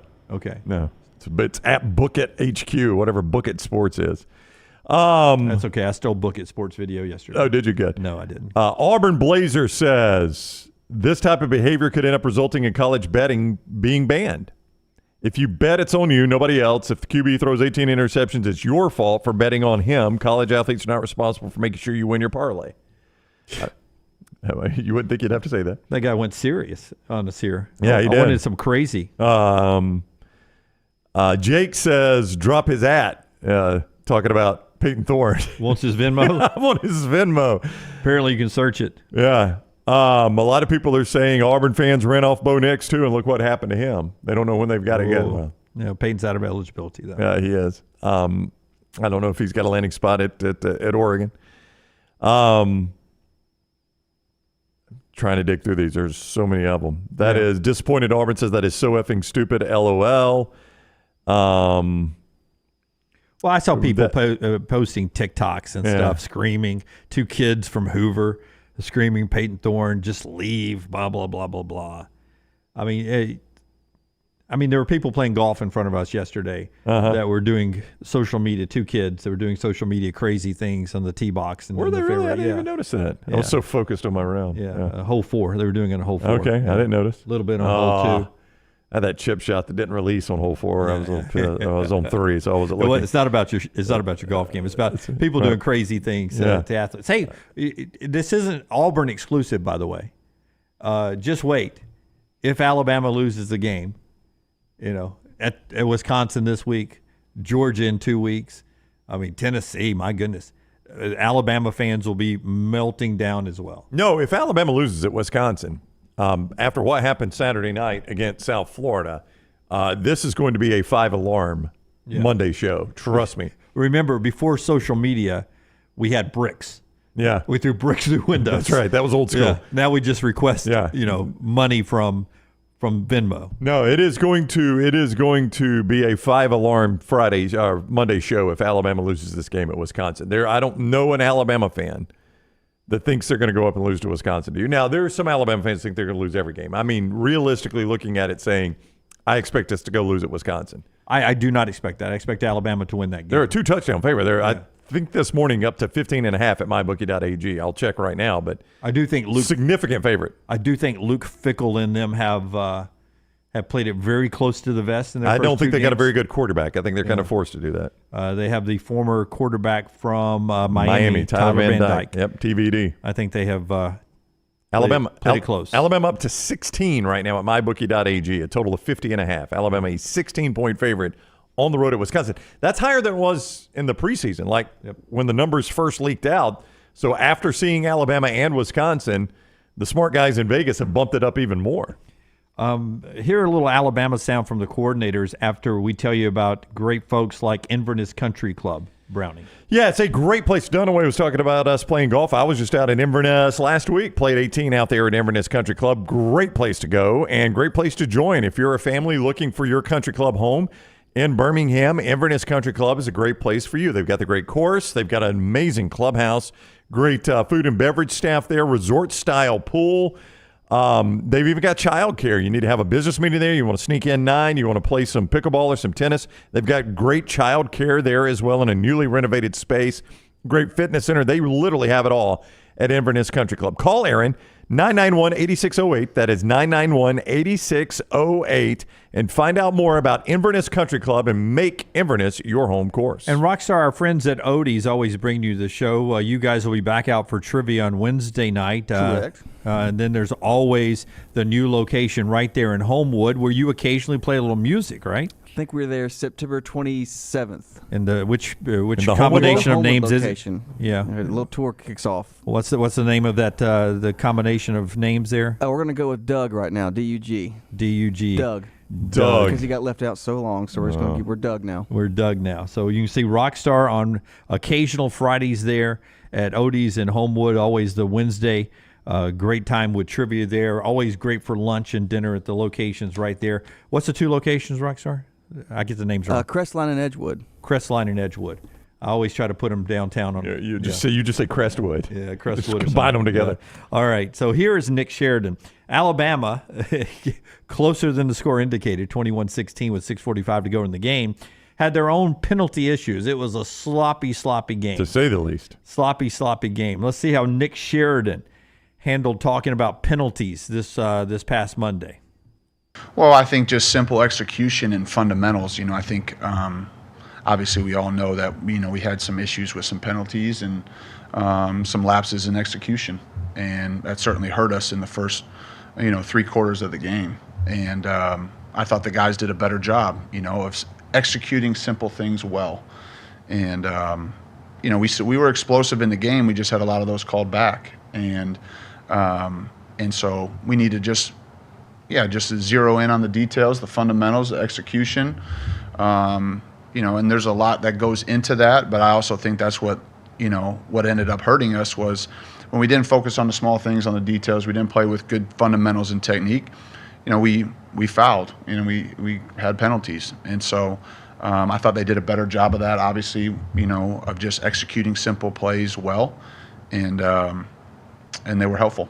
Yeah, about 6 times he says execution. Yeah. Oh, wait for it now. Who is doing the execution? Oh, the players. Did he just throw the players under the bus? He did. That was different. I know you're playing. That was different than what Hugh Freeze said. It was different.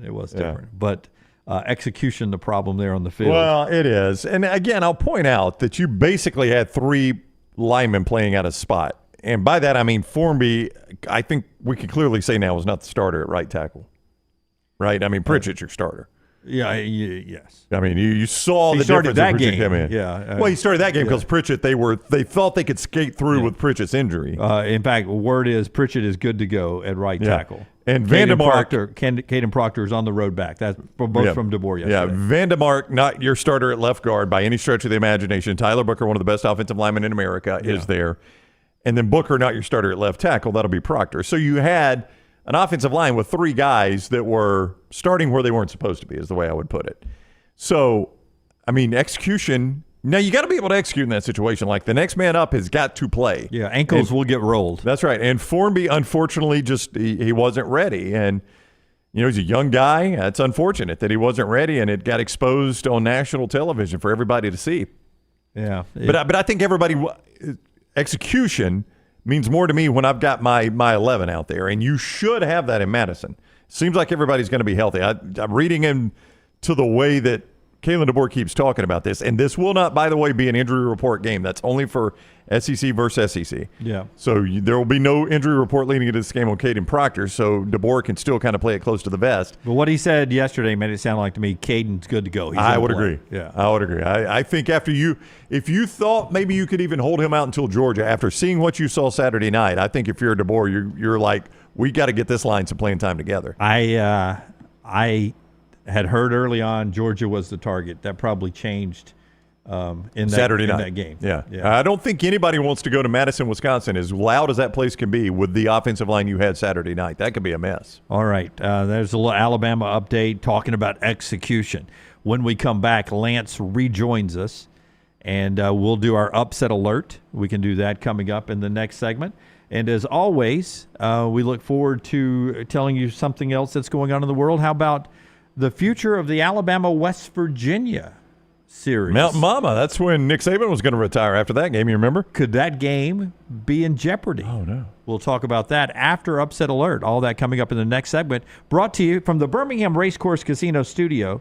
They've been with us since day one. Roback.com. Use the promo code TNR20. Get 20% off your purchase. I'm in Roback gear today. Roback.com, TNR20. Great team stuff. Alabama and Auburn there as well. And then I love to tell you, there's nothing better than drinking an ice cold Bud Light when you're in your Roback gear. Our friend at Bud Light.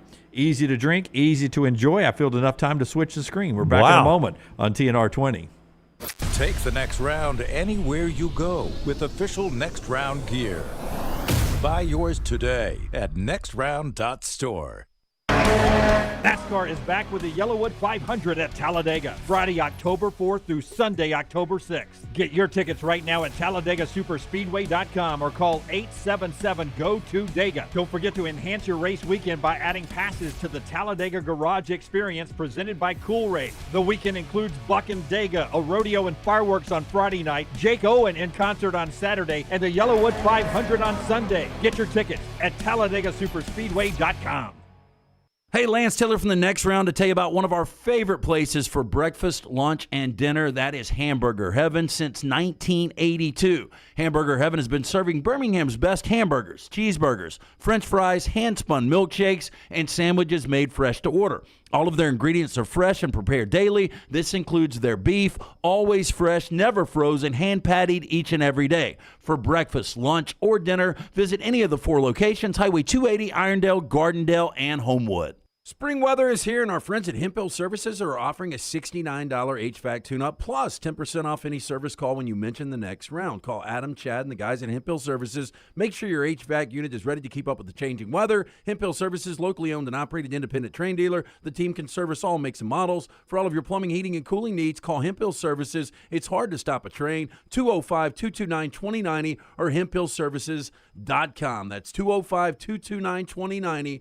hemphillservices.com. Let's face it, a home is one of the most powerful assets you can have, and our friends at Mortgage Right want to help you build wealth through home ownership. Mortgage Right is all about providing competitive rates, a variety of loan products, and a multitude of resources for a seamless home buying experience. They treat their borrowers like family and are always looking to bring more happy homeowners under their roof. See more by visiting mortgageright.com/TNR today and start living. That's mortgageright.com/TNR. NMLS 2239, equal housing lender. Buying that perfect home is one of the most important financial decisions you'll ever make, so it's crucial that you have the right partner to help you through the process. Hi, I'm Lisa Zeig, Vice President Mortgage Loan Officer for Bryant Bank, and I'm here to tell you that we are that partner, making it easy to buy with confidence. We offer a variety of mortgage products to fit your unique home buying situation. That kind of hassle-free approach might not be what you'd expect from a bank, but it's exactly what you can expect from us. Give me a call today or visit one of our 18 offices across the state of Alabama and let me show you what banking beyond expectation is all about. Stop by the New York Butcher Shop and pick up the finest in certified Angus prime beef steaks and burgers, premium pork chops, ribs, and all-natural chicken cut to order just for you. Their chef-prepared entrees and side dishes are the perfect dinner-to-go choice for your family and are ready to heat at home. With a great selection of fine wines and desserts, the New York Butcher Shop is your one-stop dinner shop. 2 locations to serve you, Cahaba Heights and on Highway 119 in Greystone, the New York Butcher Shop. Rare quality. Hey, for all of your IT and printing needs, reach out to our friends at Xerox Business Solutions. Look, I'm still one of those old school guys. I print my notes every single day for the show. If you watch the show here on the Next Round, you see all the notes in front of me. From day one, Xerox Business Solutions, they've been with us here at the Next Round. Local for over 45 years. For all of your IT and printing needs, visit XeroxBusinessSolutions.com or call 205-969-3000. That's 205-969-3000. The 2024 Yellowwood 500 weekend is coming back to Talladega Superspeedway Friday, October 4th through Sunday, October 6th. Reserve your spot today by visiting TalladagaSuperspeedway.com or calling 877-GO-TO-DEGA. Enhance your weekend by adding passes to the Talladega Garage Experience presented by Cool-Raid, the most immersive garage experience in NASCAR. Reserve your seat, your spot in the infield, or your camping site for the Yellowwood 500 weekend Friday, October 4th through Sunday, October 6th. TalladagaSuperspeedway.com or 877-GO-TO-DEGA.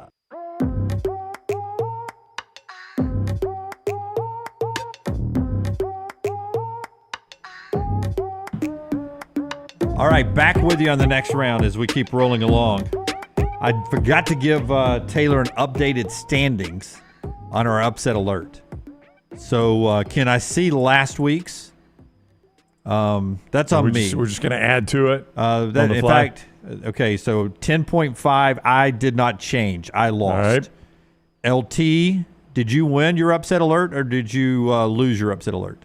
Well, I'll give you a hint. Clemson had 712 total yards and 66 points, and I had Appalachian State. So you tell me. I'm going to take the L on that one. LT stays at 5. Yeah. And then we get to the Brown Bandit. That's right. I think he had Arkansas 8.5. If I remember correctly. What was the final in that game? There was an 8-point game, I think. Woo! Yeah, well, so that's 5 points is what that sounds like. So you get 5 points. So the standings inside the room here was 10.5, 5, and 5. So I hold on to the lead. That's right. You've got a 5.5 point lead now. Okay, now to the back room. Forrester and Lunceford on their picks. Lunceford got off the Dunaway bandwagon, I think. He went in a different direction. I mean, we were perfect 1-0 the first week. Lunceford, where'd you go? Yeah, I didn't do anything either. I'm also at 10.5. Okay, so you stay at 10.5. And then Forrester had I think a hot winner. I nailed mine. Illinois. Yeah, Forrester's been a sharp early on in this game. Yeah, so he was 5 the first week because he had the cover, right? He didn't have the win. That's right. You were the LT. This time you were a winner. That's 10, and then you get the points. How much underdog was Illinois? I think it was 5. 5. So Forrester's at 15. He's out in the lead. 15.5 actually. It's 5. So you passed me 15.5. Dang it. Boy, that was a surprising outcome, though, Lance, to me at least. I thought Kansas was this could be a special year for them. They've already lost to Illinois in the pre-conference. Yeah. Yeah, strange game. And I guess Bielema with Luke Altmaier at quarterback, they're a little bit better than they were last year. You know, Kansas with Jalen Daniels was really able to move the football in the Illini last year in this spot. But that number went down to 3.5. There was, you just mentioned Forrester being sharp there. There was a lot of sharp money on the Illini. Yeah, and Forrester was one of them. That's right. I always wondered what he did with his spare time.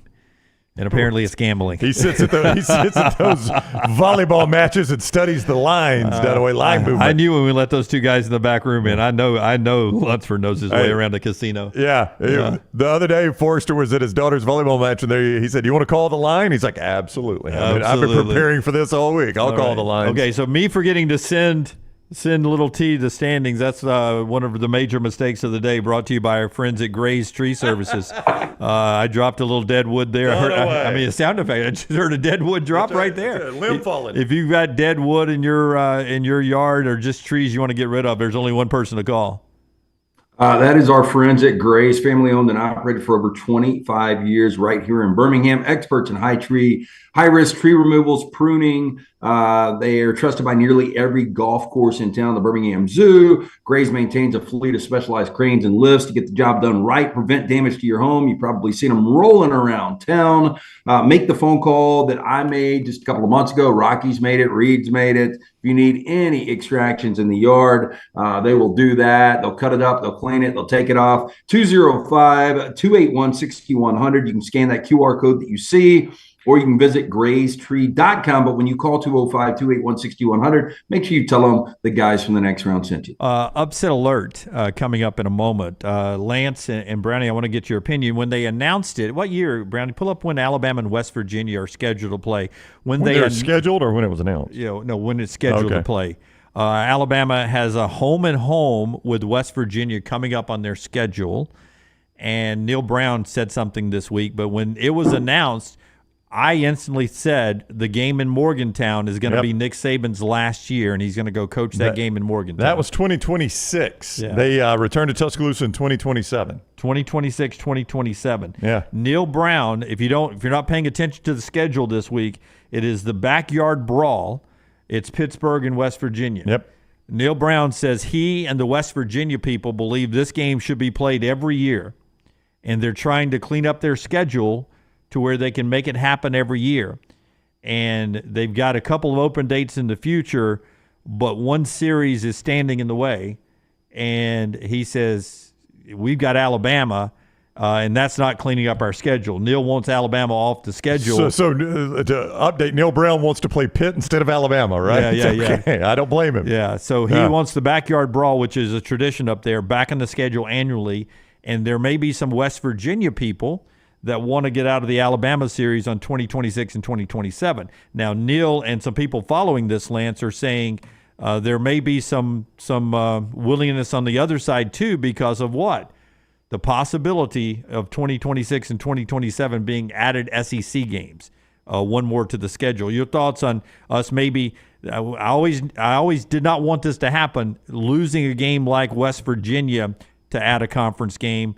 I'd rather lose a game like Mercer to add a conference game. You know what I mean? Well, yeah. In a perfect world, I would agree with you with that. I don't know how excited Alabama fans would get. Morgantown is one of those interesting road trips. I know Auburn fans were able to take part in that a few years ago. If I'm Neil Brown, I'm right there with what Brown said. I don't want them on the schedule. I'd much rather take my chances with Pittsburgh. And look, that was one of the really good old school Big East rivalries. You know, Neil Brown on such a hot seat coming into 2023 and was able to win 9 games, and really a bad loss against Penn State. And then you look at Penn State really struggling with Bowling Green. Interesting game this weekend where Neil Brown's squad is a 2.5-point favorite over a Pitt team that was getting dominated by Cincinnati, but able to come back and win that game. I would rather personally see another conference game than West Virginia, but I do agree with you. If you could pull off a Mercer to continue to have a 9th game in the SEC and a West Virginia, that would be the best case situation. So in 2026, Alabama goes to West Virginia. That's the one Neil Brown's talking about, one of them. They host South Florida again. My Lord, have we not seen enough of that already? What a thorn in the side. Why do we need another Alabama-South Florida game? Those are awful. And then they host Florida State. And then in 27, the only 2 out of conference they have right now is the West Virginia return trip and at Ohio State in the Horseshoe. Oh, wow. So that's what Alabama has at least booked right now for those 2 years. Okay. So if you give me Ohio State, drop West Virginia, add a conference game, that seems to be a win. Schedules will be fluid moving forward.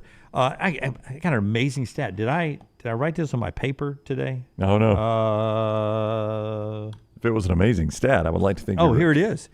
And this is true. I've checked it out. Auburn, and LT, does this surprise you? In fact, let's make this our Milo's. Surprise of the day. Surprise of the day. LT, tell us about our friends at Milo's. I got this amazing Auburn stat. I would like somebody to surprise me with Milo's right now. Yeah. I would not argue with that. Yeah, look, so September is the month for hunger awareness. Did you know that 545,000 Alabama children will miss meals during the summer? Milo's Hamburgers is joining the fight against hunger, inviting you to do the same. All Milo's restaurants will serve as drop locations for food supplies for the Food Bank of Central Alabama from September 4th to September 20th. When you donate a canned good or any non-perishable food item, you get a free regular drink. Together, we can make a difference. Stop into one of those convenient locations of Milo's today for lunch or dinner. Auburn, it doesn't happen a lot, but Auburn, after the loss to Cal, has not won a home Power 5 non-conference game since 2013. So they haven't beat a Power 5 conference game in Jordan-Hare Stadium since 2013. That's impossible. That's true? They've only played 3. Oh. Yeah. How many they played? Well, yeah. I mean, I thought it was more than 3. But they beat Washington State there 31-24 back in 2013. Since then, they've lost to Clemson, they've lost to Penn State, and they've lost to Cal. They don't get another opportunity right now until 2026 when they play Baylor at Jordan-Hare Stadium. They don't play a ton of them there at Power 5 non-conference games inside Jordan-Hare Stadium, but they haven't won one since 2013, as we said here in 2024. 0-3 in that run since beating Mike Leach in Washington State. Wow. That is, I mean, it's 11 years ago. It's hard to believe it's been that long, but to Lance's point, I would have guessed more than 3 in that time. Yeah, keep in mind, Alabama played Texas last year and lost that game. That's right. Power 5 games. Who else have been Power 5 non-conferences coming to Tuscaloosa in Saban's years? Penn State, Texas. Penn State, Texas came to town. Yeah. I don't know if they have many more. Yeah. I mean, it just seems like you should play more home non-conference Power 5 games, but I guess really you do not. Yeah. Yeah, I think we will, though, with 12-team playoff and maybe even expansion to 16 sooner than later. Yeah. Yeah. I mean, Alabama played so many of those made-for-TV neutral site games. That was one reason that they would start the year with that. And then the rest of that non-conference generally would not be very good. So, I mean... Yeah, and I do not think Dave Aranda will be around in 2026. I mean, not walking the earth. I'm just talking about as Baylor's head coach. But, I mean, as I say this out loud, Alabama's streak may be further back because that Penn State game was further back than 2013. That was 2011? 2012? Yeah. 2010. I don't know. I'm trying to think of who else have they played that's been Duke. Power 5. Somebody said Duke. I mean, I barely will count that one for you, but it is Power 5. Technically, it will count. Yeah, okay. Good point. All right, let's get to Upset Alert today. We'll show you the rules after you tell us about Michelson. Michelson Laser Vision is bringing us Upset Alert today, where we try to beat the guys in the back room by making a pick in the inner room here. 205-969-8100, the number that I called more than 2 decades ago. If you wear the contacts or glasses, you're wasting money each and every year. I'm speaking from experience. Make the phone call I made. Ask for Amy. Ask her about the pre-inflation pricing. She's going to hook you up with a hassle-free consultation. You have absolutely nothing to lose to find out if LASIK is right for you. Dr. Mort Michelson, Dr. Jen Michelson, they are the best in the business. Make the call today, 205-969-8100. Tell them the next round sent you. For more information, michelsonlaservision.com. Okay, Forrester, remind everyone of the rules that we'll be going by. And we're going to start with you on the other side as well, too, because you are our leader right now. It's hard for me to say. Upset Alert rules. Minimum spread's got to be plus 4.5. 5 points for the cover, which Forrester did the first week.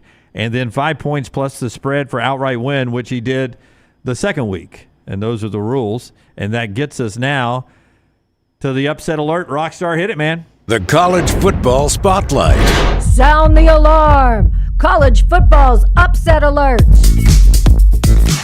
She's got one where she goes, wah, wah, wah. I love her voice. All right, Forrester starts us off. He's the leader. Okay, so first week, I think I fired off a text after Notre Dame's big win in College Station, declaring the Fighting Irish in the playoffs. Yeah, boy, we jumped the gun on that one, Scotty. So now I'm going to off them altogether. Oh, no. Wow, Purdue? Yep. Forrester's sitting here going, boiler up. Yeah, boiler up, Purdue.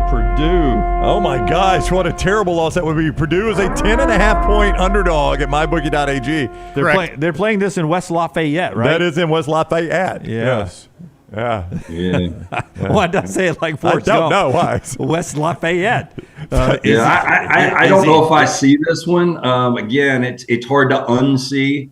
how bad Notre Dame was last week against Northern Illinois, but boy, this would be one of those losses where if they start 1-2, it would make no sense. But at the same time, I think there would be people out there saying, and this is just where we are in college football, is Marcus Freeman really the right guy? Yeah. You ain't got no legs, Marcus Freeman. Is he smart?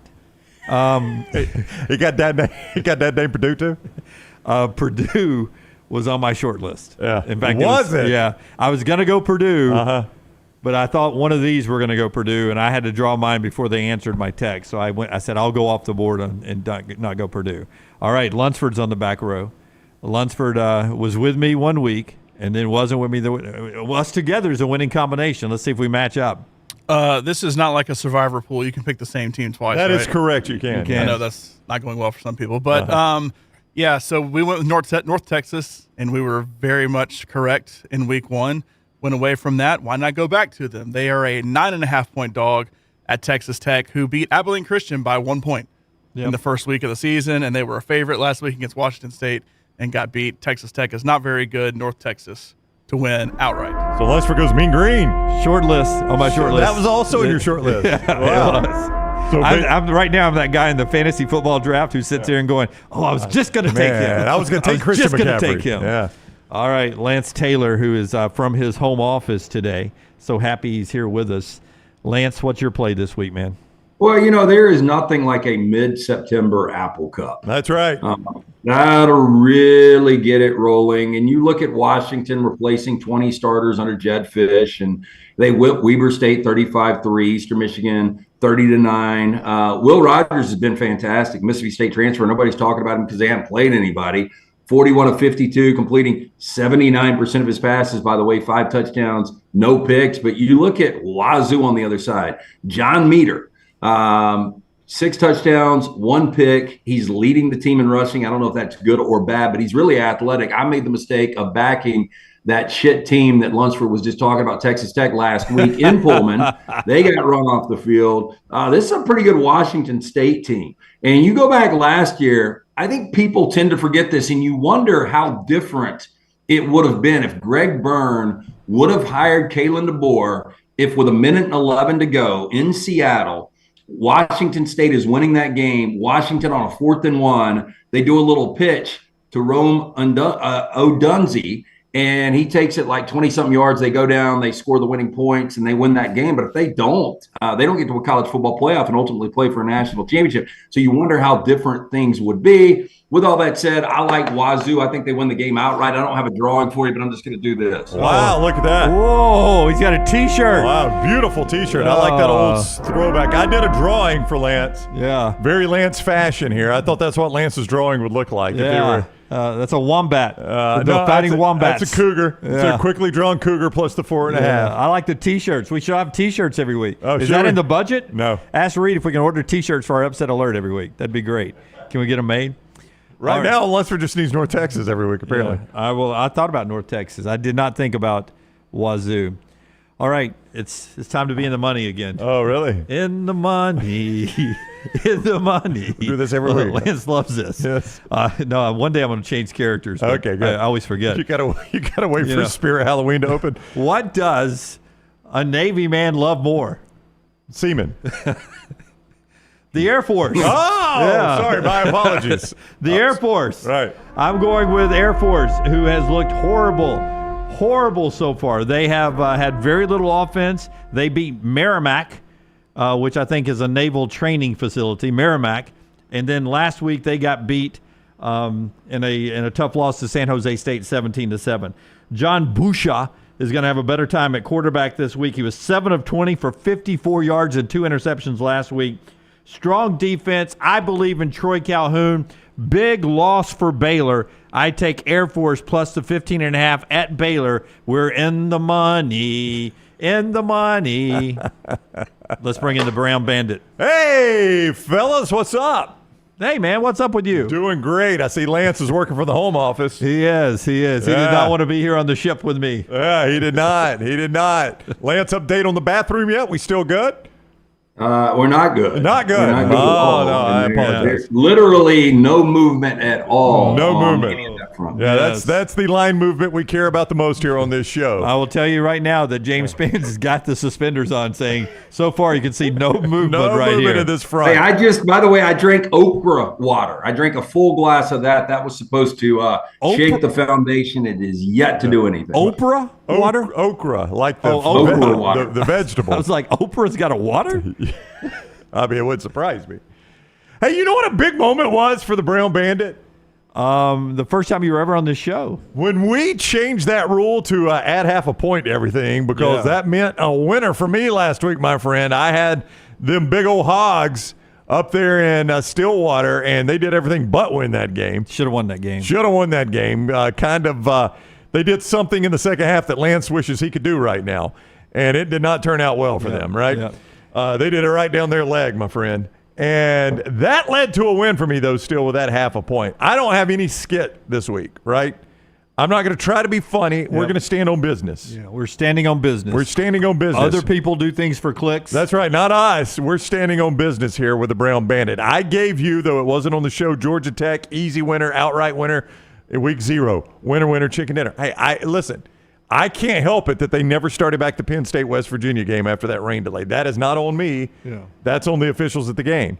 All right? I gave you a winner last week. They did do that. I gave you a winner last week, Yes, 8.5. did. So we have not messed this up. Last week, I called the man, mybookie.ag, and I said, hey, what do you have Kentucky total points at? This does sound like a bit, though. They said Kentucky total points were at 22.5. I said, it's 22.5 for Kentucky? I tell you what, let's make it interesting. You drop that down to 7, and I'll take it. I'll take the under. They dropped it to 7. I took the under. Easy winner right there. So I am red hot right now. That's why we're standing on business. You know who's not been impressive so far this year that I thought might win the Big 12? Kansas State. You know why? Their quarterback hasn't played very good football. You know who they get this week? Sneaky Big 12. This is a historic Big 12 matchup. Arizona is at Kansas State. They're giving Arizona 7.5 points just to come play the game in Manhattan. That's how bad it must be in Manhattan, Kansas. They got to give you 7.5 points to get there. I don't need them. No. Arizona, 7.5. Rockstar, those are free points, they tell me. You don't need them. Don't need them. Arizona plus 7.5. Noah Fafita. And Arizona, Fafita in the money, wins this game outright, Lance Taylor. You just like drawing that cactus. It is one of your better It's a very good draw. color combinations, all that. I watched almost all of Tulane and Kansas State. I just think Tulane's that good. Avery Johnson did make some plays in the second half of that game. And maybe Kansas State was looking a little bit ahead. I don't know. But they had Kansas trouble. State's still the better team. I like K-State. But what do I know? Yeah, I know. Another game on my short list was Tulane. Was Arizona not on your short list? It was not. Oh. It was not. Worked all week to get on your short list. God, I believe in Kansas State, man. Do you? Well, I do too. But Lance, I mean, you'll give me this. He did make some plays in the second half. Avery Johnson hasn't been what we thought he would be. Early on, no. Yep. But Kansas State still is 2-0. Tulane's at Kansas this week, right? No. Kansas is playing because I looked. It was on my short list. UNLV. I took a hard look at UNLV. I think UNLV might be the better team. Yeah. I just hate the fact that Kansas is coming off a loss. That one was on my short list, and so is Tulane. Tulane's got somebody. How long is this short list? I have a long short list. So is it like every underdog in America? They're at Miami. Who? No, OU, Oklahoma. I am horrible. Why was that on your short list? Oh, right. Lunceford's back there doing this. OU. And I was like, Miami, Oregon, Miami? Oregon, Yeah. OU. Tulane, Oklahoma. That's an interesting game, LT. I look again. I have been. We knew going into the season Oklahoma's schedule was going to be really difficult. I didn't think they would have the troubles they've had early on, though. I know they rolled Houston in week 1, but really they were kind of out of sync, and the offensive line hasn't been good. All right. So to recap, in the back room, Forster's got Purdue minus 10.5. Lunceford's trying to hit it with a mean green again, minus plus 9.5, plus 10.5. I've got Air Force plus 15.5. Lance has Wazoo, right? Wazoo plus 4.5. Yeah, and then Arizona is the play for the Brown Bandit at plus 7.5. Those are your upset alerts right here on the next round. Being brought to you in part today by our friends at Lanyas Furniture. Tell us about make Lanyas. sure you go stop in, see our friends at Lanyas. Whatever you're in the market for. And I'll tell you, man, they've got some great recliners this time of year. You're looking for that ultimate piece of furniture, Yes. Some sectionals for that man room. Reggie and the guys at Lanya's Furniture, they've got an incredible inventory, incredible pricing. Go see our friends at Lanya's Furniture. They believe in getting more style for less. Lanya's offers a great selection of furniture for your living room, bedroom, dining room, home office, entertainment, and they have a slew of mattresses. Very important when you get in there, ask them about these special recliners, the Lazy Boys, ask about the sectionals. They are perfect for your man room. There's great savings store-wide right now. From Birmingham, take exit 280 off of I-65, the Hallmark Farms exit. Go south on U.S. Highway 31 for 1.3 miles long. It's going to be right there on your right. For more information, call them, set up an appointment to go by there and check out all of these incredible Flex Steel Lazy Boys, 205-647-4311, and make sure you tell them the next round sits. Lance, we'll see you back at Trash. Hopefully your things start happening NASCAR fast. NASCAR Fast is coming back to Talladega, the world's fastest speedway. Playoff week is coming up. That includes the Talladega Super Speedway's Yellowwood 500. It's a playoff race. You get your chance to get tickets right now at TalladegaSuperspeedway.com. TalladegaSuperspeedway.com, 877-GO-TO-DEGA. Playoff races in the Truck Series on Friday, the Xfinity Series on Saturday, and, of course, the Yellowwood 500 on Sunday starting at 1 o'clock on national television. Don't forget to get the Garage Experience presented by Cool Ray. Get as close as you can anywhere in NASCAR to the racing. Get your tickets right now at TalladegaSuperspeedway.com. Follow The Next Round on Twitter, Instagram, and Facebook at Next Round Live.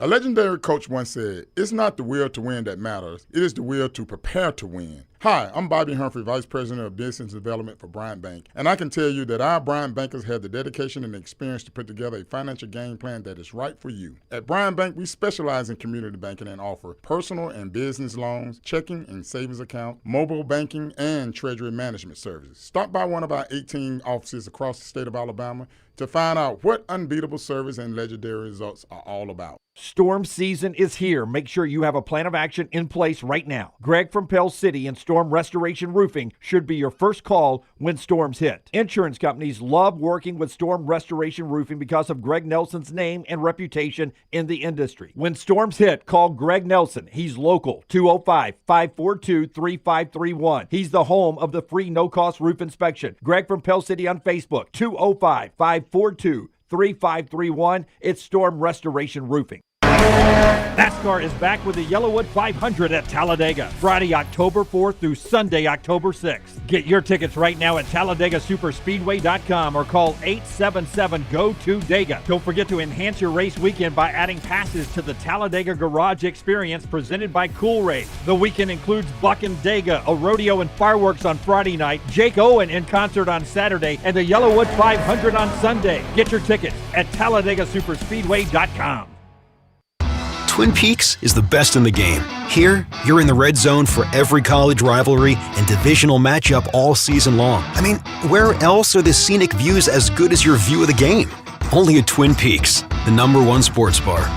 For a great experience in golf, go to Bent Brook, just off I-459 in the Birmingham area. You've got 27 holes where you can play your 18 holes 6 different ways. Open 7 days a week with 5 sets of tees that makes golf enjoyable for any level golfer. You get complimentary GPS on every golf cart, and the AU Victory bent grass greens play as pure as any in the area. Bent Brook continues to improve with upgraded greens and redesigned holes. Book that next tee time right now. BentBrook.com. BentBrook.com. Hey, let me tell you about our friends at Urology Centers of Alabama. Compassionate and comprehensive urological care with 35 physicians, 17 locations across Alabama. Their patient-centered approach to all of your urological needs. Remember, they've got that new men's health center. It is beautiful, helping men with a wide range of sensitive male issues in a comfortable environment. You can always go online, visit urologycentersalabama.com, schedule an appointment with one of their many urologists today. Hey, you feel that? That's fall in the air. And New Balance Birmingham got your fresh fall pair to kick it during game time and sport from the sideline. Come together at New Balance Birmingham on Highway 280 right next to Chick-fil-A. New Balance Birmingham, we got now. Hang out with the next round on the go. Whether you're driving to work, running errands, sitting on the beach, or you just need a break from the real world, we can keep you company. Check out the next round, Mystery Fifth Hour, and our other shows on your favorite podcast app. We'll meet you there. The 2024 Yellowwood 500 weekend is coming back to Talladega Superspeedway Friday, October 4th through Sunday, October 6th. Reserve your spot today by visiting TalladegaSuperspeedway.com or calling 877-GO-TO-DEGA. Enhance your weekend by adding passes to the Talladega Garage Experience presented by Cool Raid, the most immersive garage experience in NASCAR. Reserve your seat, your spot in the infield, or your camping site for the Yellowwood 500 weekend Friday, October 4th through Sunday, October 6th. TalladegaSuperspeedway.com or 877-GO-TO-DEGA. Jim Dunaway, Lance Taylor, Ryan Brown, and Rockstar. Live from the Birmingham Racecourse Casino Studios, the next round, presented by Bud Light, is on now. Okay, all the newsworthy stuff from the show today. Coming out of Morgantown, Neil Brown says there's a chance that West Virginia and Alabama series will not happen. He's talking just on his side about the backyard brawl, wanting it every year, and then reporters are saying, hey, it could be a reason why Alabama and West Virginia would agree. We'll see. I like that game on the schedule. Yeah, I mean, but if you told me you replaced it with some other SEC game. Well, an SEC game, yes. Yeah. But I was just going to say you could find a lot better out-of-conference opponents than West Virginia. Like, you could excite me. You know what I'm saying? You could excite me with some other replacements there. I see what you're saying. Now, I don't know who. Alabama's got Ohio State that second year. So, I mean, real quick, though, I mean, if you look at what Alabama's doing, like in 2028, they're playing Ohio State at home that return trip and going to Stillwater to play Oklahoma State. 2029, they're at Notre Dame and host Oklahoma State. 30, they're at Georgia Tech, host Notre Dame. 31, host Georgia Tech at BC. Yeah. So, I mean, you can see. I loved what Greg Byrne and Nick Saban had done with the schedule. Moving forward, they are going to play a home and away Power 5 every year. Yep. So I don't think if West Virginia cancels, Alabama's just going to backfill with, nobody Tech. Yeah. They're going to play somebody, I would think, that has been. The reporting on the theory. story is that it would be replaced with an SEC game. I mean, 9 conference games. That's the assumption that you go to 9 games, which I don't know how close we are to that. Yeah. Developing news, Alabama, according to Joe Tipton on 3 Sports, basketball-wise, Amari Allen, who's a 4-star guy, is committed to Alabama. 6'7" small forward, top 100 recruit, committed. It's the first commitment, according to Joe, for this cycle. So a very excited group of Bama fans on Nate Oates getting a commitment from a 4-star top 100 player. Small forward, 6'7" guy, Amari Allen, making that commitment today in basketball. Basketball season will be here before you know it. A lot of the show, first hour and a half, committed to talking about Payton Thorne. Payton was on the show. That's been newsworthy today. Not just the Venmo stuff, but how he's handling the criticism and his thoughts, which I think is a big takeaway from the interview, his thoughts on what Hugh Freeze publicly talked about yesterday. And he seemed to be okay with it. Seemed to, acknowledge that there was a meeting about the 15 plays, and he gave you a lot of talk about how he's working through it and how he's going to get better and such like that. You can get that podcasted, Apple Podcasts, also on Spotify, and then, of course, always on our YouTube channel. Like and subscribe. Give us a thumbs up at Next Round Live. That's how we've gotten here today. That's been the big highlights of the show. And if you miss Payton Thorne, we obviously encourage you to go back and watch it on demand. I don't know what fans wanted him to do. I know what fans want us to do. They want us to go after him with a blowtorch because it's the way they feel. And it's just not what we're going to do. I mean, there was no reason for us to just attack the guy. We asked him. Did we not ask him every question? I mean, I felt like we got the point across, right? I mean, I felt like we got to what everybody wanted to know about. What went wrong? Why did it go wrong? How are you going to fix it? I mean, aren't those the questions everybody wanted to ask? And, I mean, I thought Payton Thorne took accountability. Did you not? Yep. I mean, I thought he took accountability. I don't know if there are probably some fans that want him, to say, hey, I shouldn't be starting right now. You ought to go to Hank Brown. He's not going to say that, but I thought he took accountability for it. I quit the team. Well, I mean, what? Yeah. The guy is, I mean, he's a competitor. I don't know how this is going to turn out. And I said, you know, if you go to Hank Brown against New Mexico and Hank Brown tears it up, you might get a false sense of hope in him, too. And I would say the same about Payton Thorne. If everything seems fixed Saturday, I don't think Auburn fans are just going to say, hey, everything's fixed. You're going to want to see it against Arkansas's defense, which would be a step up from New Mexico, but still isn't a great defense. They're giving up a lot of yards. Well, they gave up a lot of yards to Oklahoma State, not much to Pine Bluff.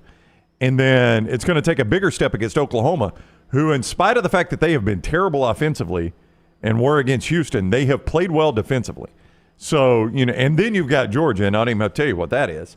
So it's about to, Payton Thorne or Hank Brown or whoever, this is only progressively going to get more and more difficult for them over the next 4 weeks. Yeah, I would imagine if you're a fan, though, you're like, dude, we've worked all spring, all summer, all fall camp. That's why I work into spring and summer. And now it's week 2, and all of a sudden we're talking about changing everything.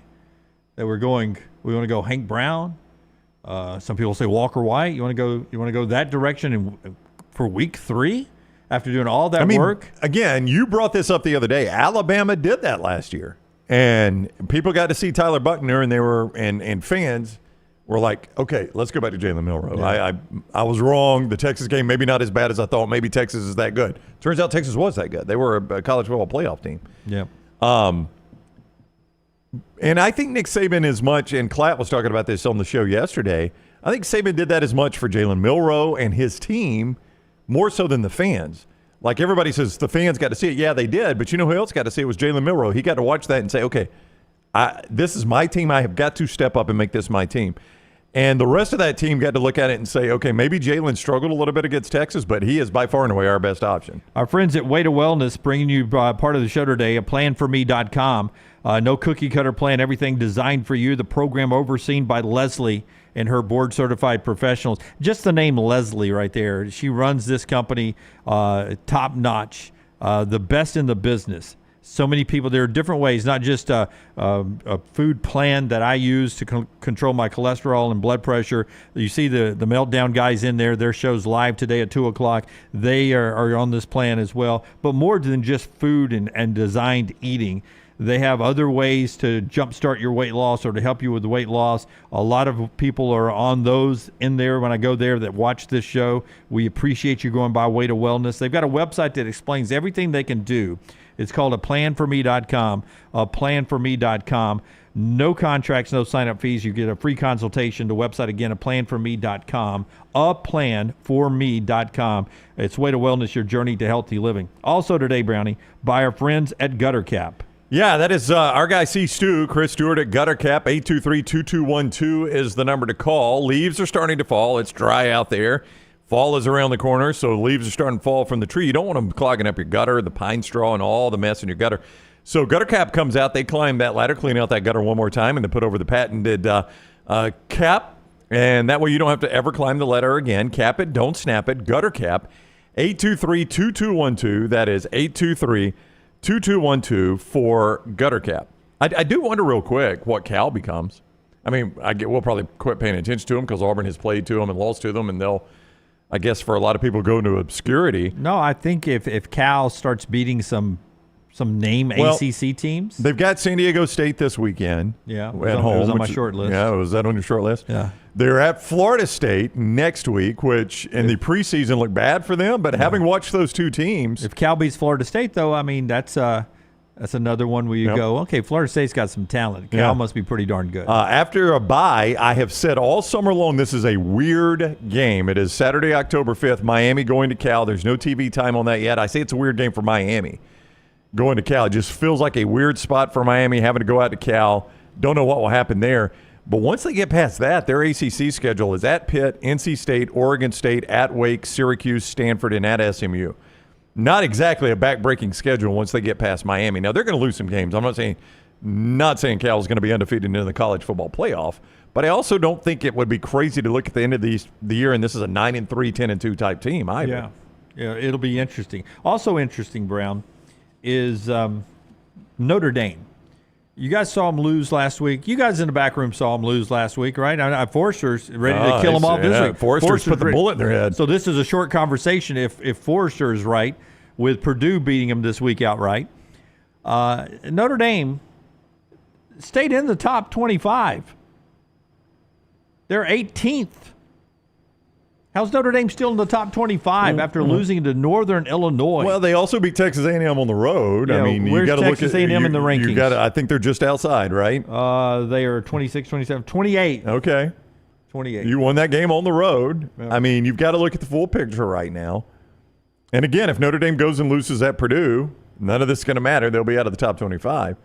Do you think? Give me the teams. Where are they? 18th. 18th. I don't think I got the rankings pulled up. Give me who's right behind them. Louisville's behind them. Well, they're going to play. We'll know who's better. Arizona's behind them. I mean, I just picked Arizona to win at Kansas State, but if Arizona went to South Bend this weekend, I don't know that, or if they played on a neutral site, I don't know who wins that game. Iowa State is behind them, who just beat Iowa. Iowa dropped all the way out. Did you watch that game? Iowa State pulled that game out of you-know-where. Yeah. Iowa completely fumbled that game away to them. Yeah, and Iowa's nowhere in the rankings. Yeah, credit again to Matt Campbell. They went on the road and won the game. I hate to take that away from them, but Iowa gave that game to them on CBS. Clemson's 22. All Clemson has done is lose to the greatest team in the country right now, not named Texas. And they destroyed Appalachian State. They put 700-plus yards on Appalachian State Saturday. Nebraska's behind them. Boston College is behind them. Northern Illinois is behind them. Northern Illinois is behind them? Yeah, Northern Illinois is 25th. Why would you – that's what I don't understand about the polls. Yeah. How do you – why would would saying? So Northern Illinois is 25. Yeah. Notre Dame should at least be out. I would agree. Nope, Yeah. 100%. I'm with you. I am a firm believer if we've had head-to-head and all other things are equal, and now Northern Illinois, all other things aren't equal. They're 2-0, and Notre Dame's 1-1. You got to have Northern Illinois in front of them. Okay, I think we finally got Taylor to a space in about 5 minutes, 7-8 minutes. I think we finally got Taylor to a space after the loss Saturday that she's going to come in here and give us her thoughts on Auburn football. Taylor on camera, huh? Taylor on camera Okay. in about 10 minutes. That's coming up. Show today being brought to you by Dr. B, who's trying to get LT's hair already back, trying to get Brown's hair back to when he was in his 20s. Yeah, and the good news about Dr. B is you're not just rolling in somewhere and getting the same exact treatment everybody that comes in there gets. When you go to Dr. B, it is going to be a treatment that is tailor-made to you and your head of hair to grow your hair back. Now, the way they find that is they do some genetic testing and find out the 1 or 2 or 3 plans that will work best for you. If there are multiple plans, you pick it. You say, this is the one I'm comfortable with. And Dr. B is the guy that does all of that. He doesn't just hand you off to somebody. He is very hands-on in that, making sure you're getting the best treatment. This is good for men and women, by the way. Works for both. T3hair.net is the website you go to just to get started. You're seeing, if you're watching on video, the treatment Lance and I are using. It's 3 times a week, 30 minutes a night or a day. I mean, you're talking hour and a half a week to grow your hair back. That is what you get with our guy, Dr. B. He's been doing it for years. Dr. B, T3hair.net, T3hair.net. And always this hour, our friends at Champy's, world-famous fried chicken. Sterling and the crew were discussing a lesser chicken earlier in the show. If you want real southern fried chicken cooked the way your grandmama cooked it, you go by and you see Sterling. Grandma just didn't pull that stuff out of the refrigerator and cook it. She brined it overnight. She made it taste fantastic. More than 7 spices. It is absolutely fantastic chicken. It's brined overnight, cooked to order. Champy'sChicken.com. Those Mississippi Delta recipe tamales at 119 in Alabaster for over a decade. Go see Sterling, Champy's Chicken. You're going to love it. We love a little Mike Gundy on this show. Before we play the bite I have here, I will tell you that he had a question asked to him about playing Obi Exegbo. Obi Exegbo. He's a D2 transfer from Gannon College. They had an injury, and he was the second-string linebacker. He went in and played against Arkansas. And Gundy got asked. He was like, Coach, Obi got into the game. He's a D2 transfer. Talk about him getting the game. He's like, do you want coach speak? Or do you want what I usually tell you, just from my heart? And they were like, tell us, Always Coach. from his heart. That's what I want. Tell us from heart. He goes, reason he's on our team, he's very inexpensive. So he did come from Gannon College. I've never heard of it. Yeah, D2 college. He's very inexpensive. That's Yeah. why he's on our roster. He's a good player. We played him, but the reason he's here, He's less expensive than the other guys that were in the portal. And then Gundy gets to talking about Arkansas's receivers running wide open down the field. Oklahoma State lucky to win this game against Arkansas, and Gundy in a pretty good mood. When I looked back on it on Sunday, from the sideline, it looked like some of their receivers were just running wide open. But when you go back and look on tape, it wasn't that bad. They guys were in the vicinity, and they made good plays. They had pretty good guys at receiver. Well, you're a homer is the first part, because they were running wide open. You're wanting to make it look better, and honestly, they were running wide open. Now, I asked for it. well, it's all right. We're honest here. I mean, there's no reason anybody should come to these press conferences if we're going to bullshit each other. So the point being is that they were running wide open, and the good news is this, Robert, is it's fixable. And I know everybody's going, didn't look like it's fixable to me. It is fixable. Okay. Yeah. The more I watch it, the more I actually like that guy. And if everybody was like this, right? Yeah. And I guess Hugh Freeze is trying to be honest as well. First of all, you're a homer. Yeah. I wonder how many times Nick Saban wanted to tell me that. Yes. First of all, Jim, you're a homer. Yeah. We just lost to Tennessee, Jim. And, and you're asking me a positive question to start the coach's show? First of all, Jim, you're a homer. Yeah. I mean, is Gundy? Is he okay? What's his buyout? God, I don't know. The way he's talking, he's 2-0. Why are you talking about a buyout? Well, I'm just saying that he's given no Fs? Yeah, none, absolutely none. They're 2. How many Fs? Zero. Fs. They're 2-0. They've got Tulsa this weekend, which should put them to 3-0. It does get interesting after that for them. Utah is up next after that. But it feels like he goes into these news conferences just like, I think I'm going to say whatever I want to say, and if they want to fire me, I will go to my huge ranch in my house. His house looks like a Bass Pro Shop, if you've ever seen it. It was on the market. Yeah. It's like he lives in a Bass Pro Shop. I don't know what to make of this team, Jim. You know, even Alan Bowman, the guy, how old is that guy? Like 65 years old. He gets a 15-yard celebration penalty for unloading a six-shooter going down the sideline after that big play to set up overtime. Yep. I'm like, this guy's he's more veteran than anybody in college football, and he's getting a 15-yard penalty for celebration. Yeah, and I was watching that. I was like, is he doing that to his own bench? No, nope. That's the Arkansas He's going bench. right down the Arkansas bench, unloading his six-shooters. Are they gonna flag that? Yeah, they heartbeat. They did. Yeah. I mean, that was a critical time to be getting a unsportsmanlike conduct penalty. AM golfer asking Dunaway would kill for that hair. I would take that hair. You would take Gundy's hair? Yeah. We've argued if it's a misplaced wig, but it's the same every week now. So apparently I could take his hair. I don't think, if I pulled it off the top of his head, I can take it. I don't think it's a wig anymore. I think it's a wig. It looks like he's got a wig that's on sideways. Yeah. Here's me with my Mike Gundy hair. That's right. Yeah. That is so well done, by the way. You were thinking about Alabama quarterbacks in the shower, weren't you? Yeah. Was that how that started? I was in the shower thinking about Alabama quarterbacks. But if you notice, all hands appear in the video, though. Okay. Yeah, there's the left. And the right one was there early, I think. Was it? See, it's on the... Okay. All right. Yeah. We're safe then. All right. So good. Greg from Pell City is Storm Restoration Roofing. And Greg has texted me and he says, Dunaway, we cannot go all week without having Taylor Korn comment about Auburn's first loss. She's become infamous for doing this. So, Taylor, if you make your way in... we'll tell you about Greg from Pell City bringing you this Taylor Korn segment. When things go wrong, Greg will get on your roof and fix it. Storm Restoration Roofing, that's owned by our friend Greg from Pell City, 20 years locally owned, A-plus rated with the Better Business Bureau, and trusted by insurance agencies. The free no-cost roof inspection. He handles storm repairs and roof replacements. 205-542-3531. 205-542-3531. A-plus rated with the Better Business Bureau. And again, that free, no-cost roof inspection, no obligation. He is absolutely the best. Ladies and gentlemen, this is like Saturday Night Live. Let's bring in our correspondent, Taylor Korn from Auburn. Hey, guys.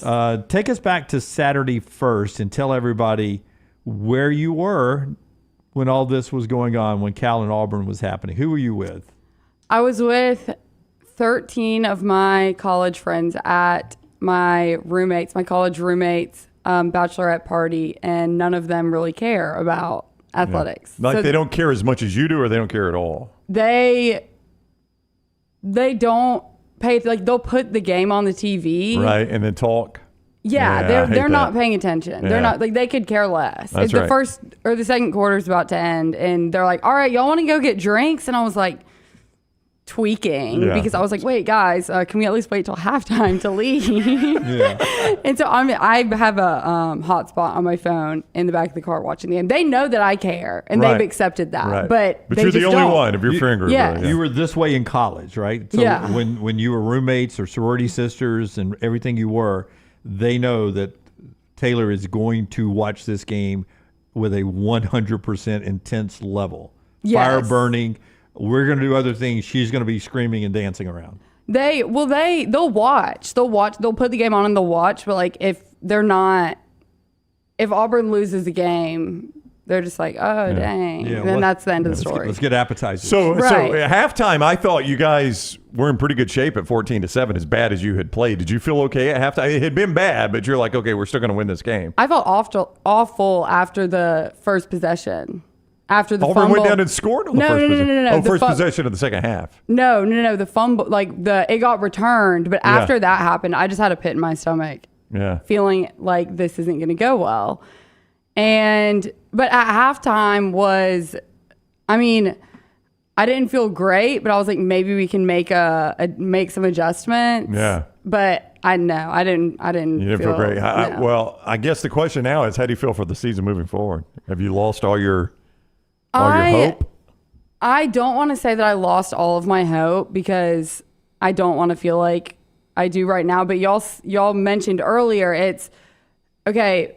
You have Payton Thorne. If he has a fine game this Saturday, I don't really think that's going to make anyone feel a ton better because he passed the ball against Alabama A&M, so it's just, I don't think that there's any confidence. If we go down in a game, I think that he doesn't do great at. So are you ride or die with Peyton right now, or do you want to see Hank Brown? I think that's such a hard question. And I think that if they think that Hank has a higher ceiling and because my thing now is you've watched Peyton play for a full season and he has tape 2 seasons, but like you know what you're going to get out of him. You've coached him for a year. So if he's not learning from the mistakes, and I don't know the behind the scenes of what's going on, but if he seems like he isn't improving or isn't correcting the mistakes that are being made, then why not try with the younger guy? Yeah. Peyton's not going to be here next year anyways. So you're saying you're taking the if you're going to lose young.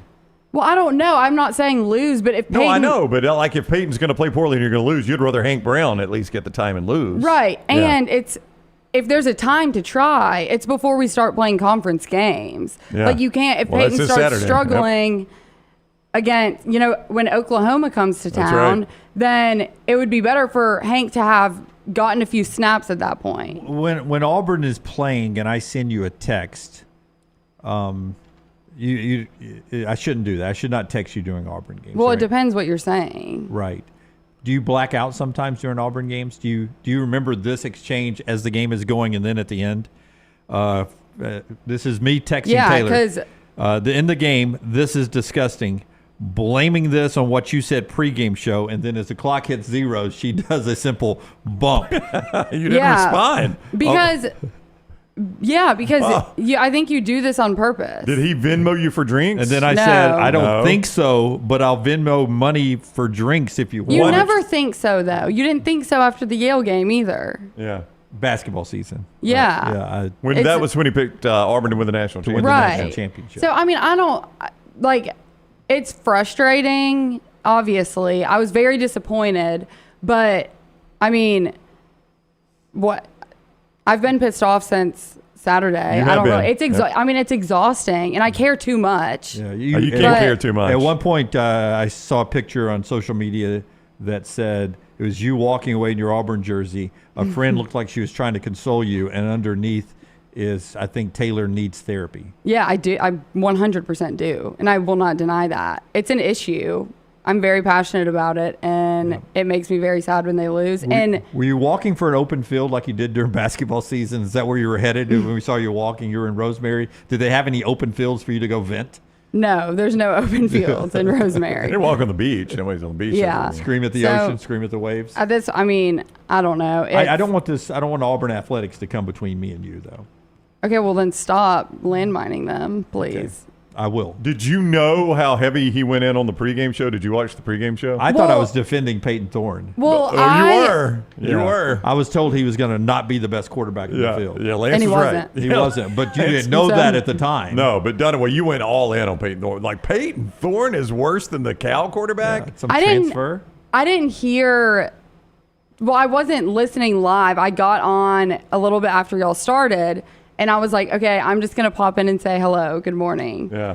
And then the latest 4 comments in the chat were all about me melting down. And I was like, Dunaway just said something. He did. Yeah. I knew it. He was all in on the Tigers. But I mean, I'm pissed off. But it gets exhausting. And I don't know. It's like, obviously you're just going to see a bunch of negativity from you got to put that people out. that want to be negative.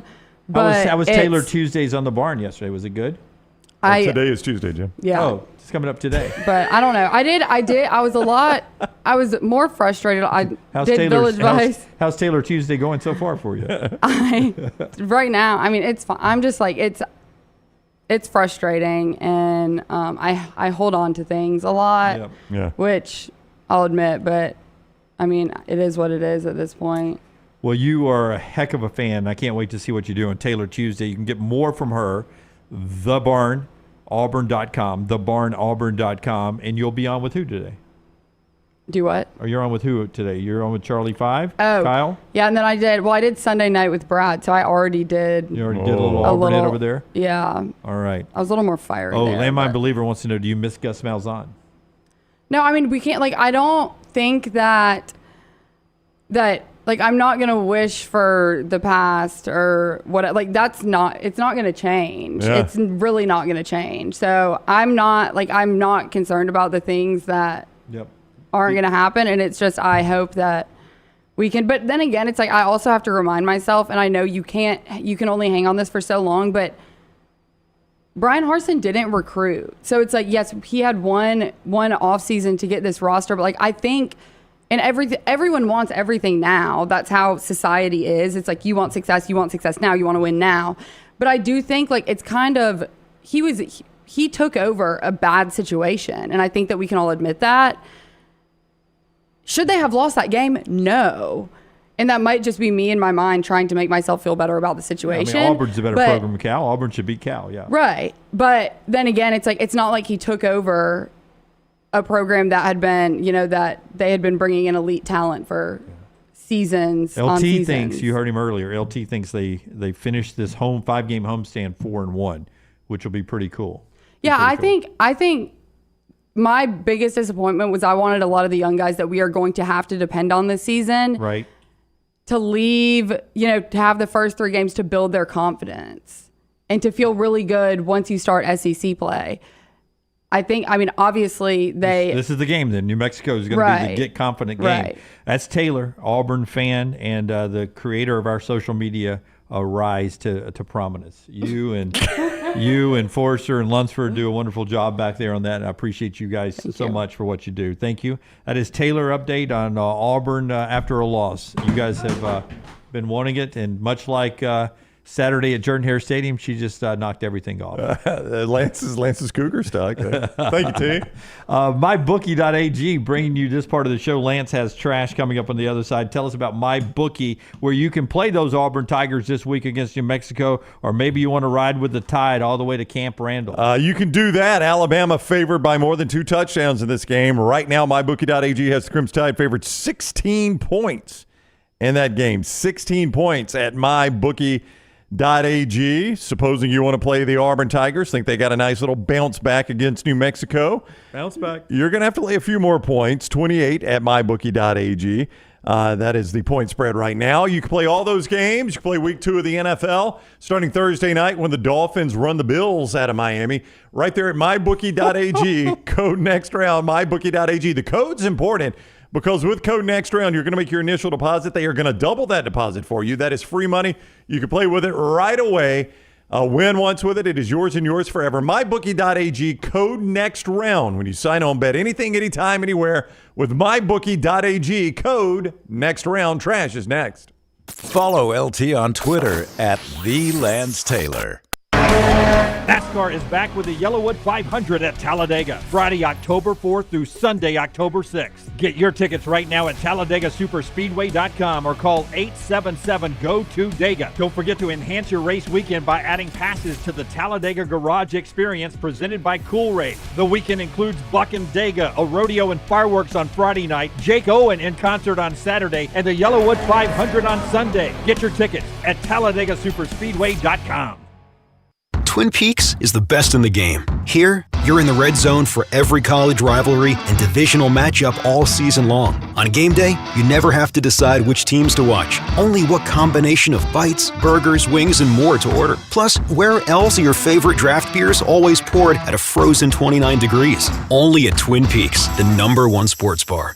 Stick around after the sun sets. Twin Peaks is open really late. Wind down with bourbon and late night bites. Only at Twin Peaks. Bryant Bank, member FDIC, equal housing lender. Hey, let me tell you about our friends at Urology Centers of Alabama. Compassionate and comprehensive urological care with 35 physicians, 17 locations across Alabama. Their patient-centered approach to all of your urological needs. Remember, they've got that new men's health center. It is beautiful, helping men with a wide range of sensitive male issues in a comfortable environment. You can always go online, visit urologycentersalabama.com, schedule an appointment with one of their many urologists today.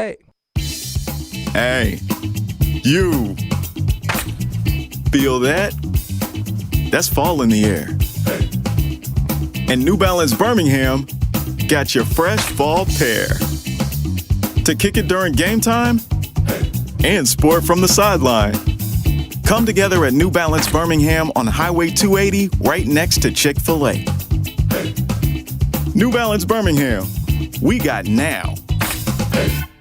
Are you tired of buying your CPAP mask and supplies online only to be disappointed? It's time to visit CPAP Plus, your locally owned and operated CPAP shop that prides itself on personal service. Come see what you're buying at CPAP Plus with 3 convenient locations in Pelham, Highway 280, and now open in Trussville. Drop by for a free CPAP checkup and free filters, no appointment needed. Plus, sign up for their giveaway for a chance to win a free travel CPAP machine. Just Google CPAP Plus or visit any of those 3 locations. There is no better place to watch your favorite sporting events and enjoy great food than one of the 3 great Birmingham locations of Walk-Ons. The TVs are everywhere with your favorite sports, and the menu is second to none. From the great appetizers like the waffle cheese fries to the Avery Island salad, handhelds like the all-new chicken bomber, bistro specialties with a special taste of the bayou, the amazing hand-patty burgers, the great po' boys, and the specialty drinks. Visit any of the 3 great Birmingham locations of Walk-Ons: Greystone, Stadium Trace and Hoover, and the brand new location in Trussville. The 2024 Yellowwood 500 weekend is coming back to Talladega Superspeedway Friday, October 4th through Sunday, October 6th. Reserve your spot today by visiting TalladagaSuperspeedway.com or calling 877-GO-TO-DEGA. Enhance your weekend by adding passes to the Talladega Garage Experience presented by Cool Race, the most immersive garage experience in NASCAR. Reserve your seat, your spot in the infield, or your camping site for the Yellowwood 500 weekend Friday, October 4th through Sunday, October 6th. TalladagaSuperspeedway.com or 877-GO-TO-DEGA.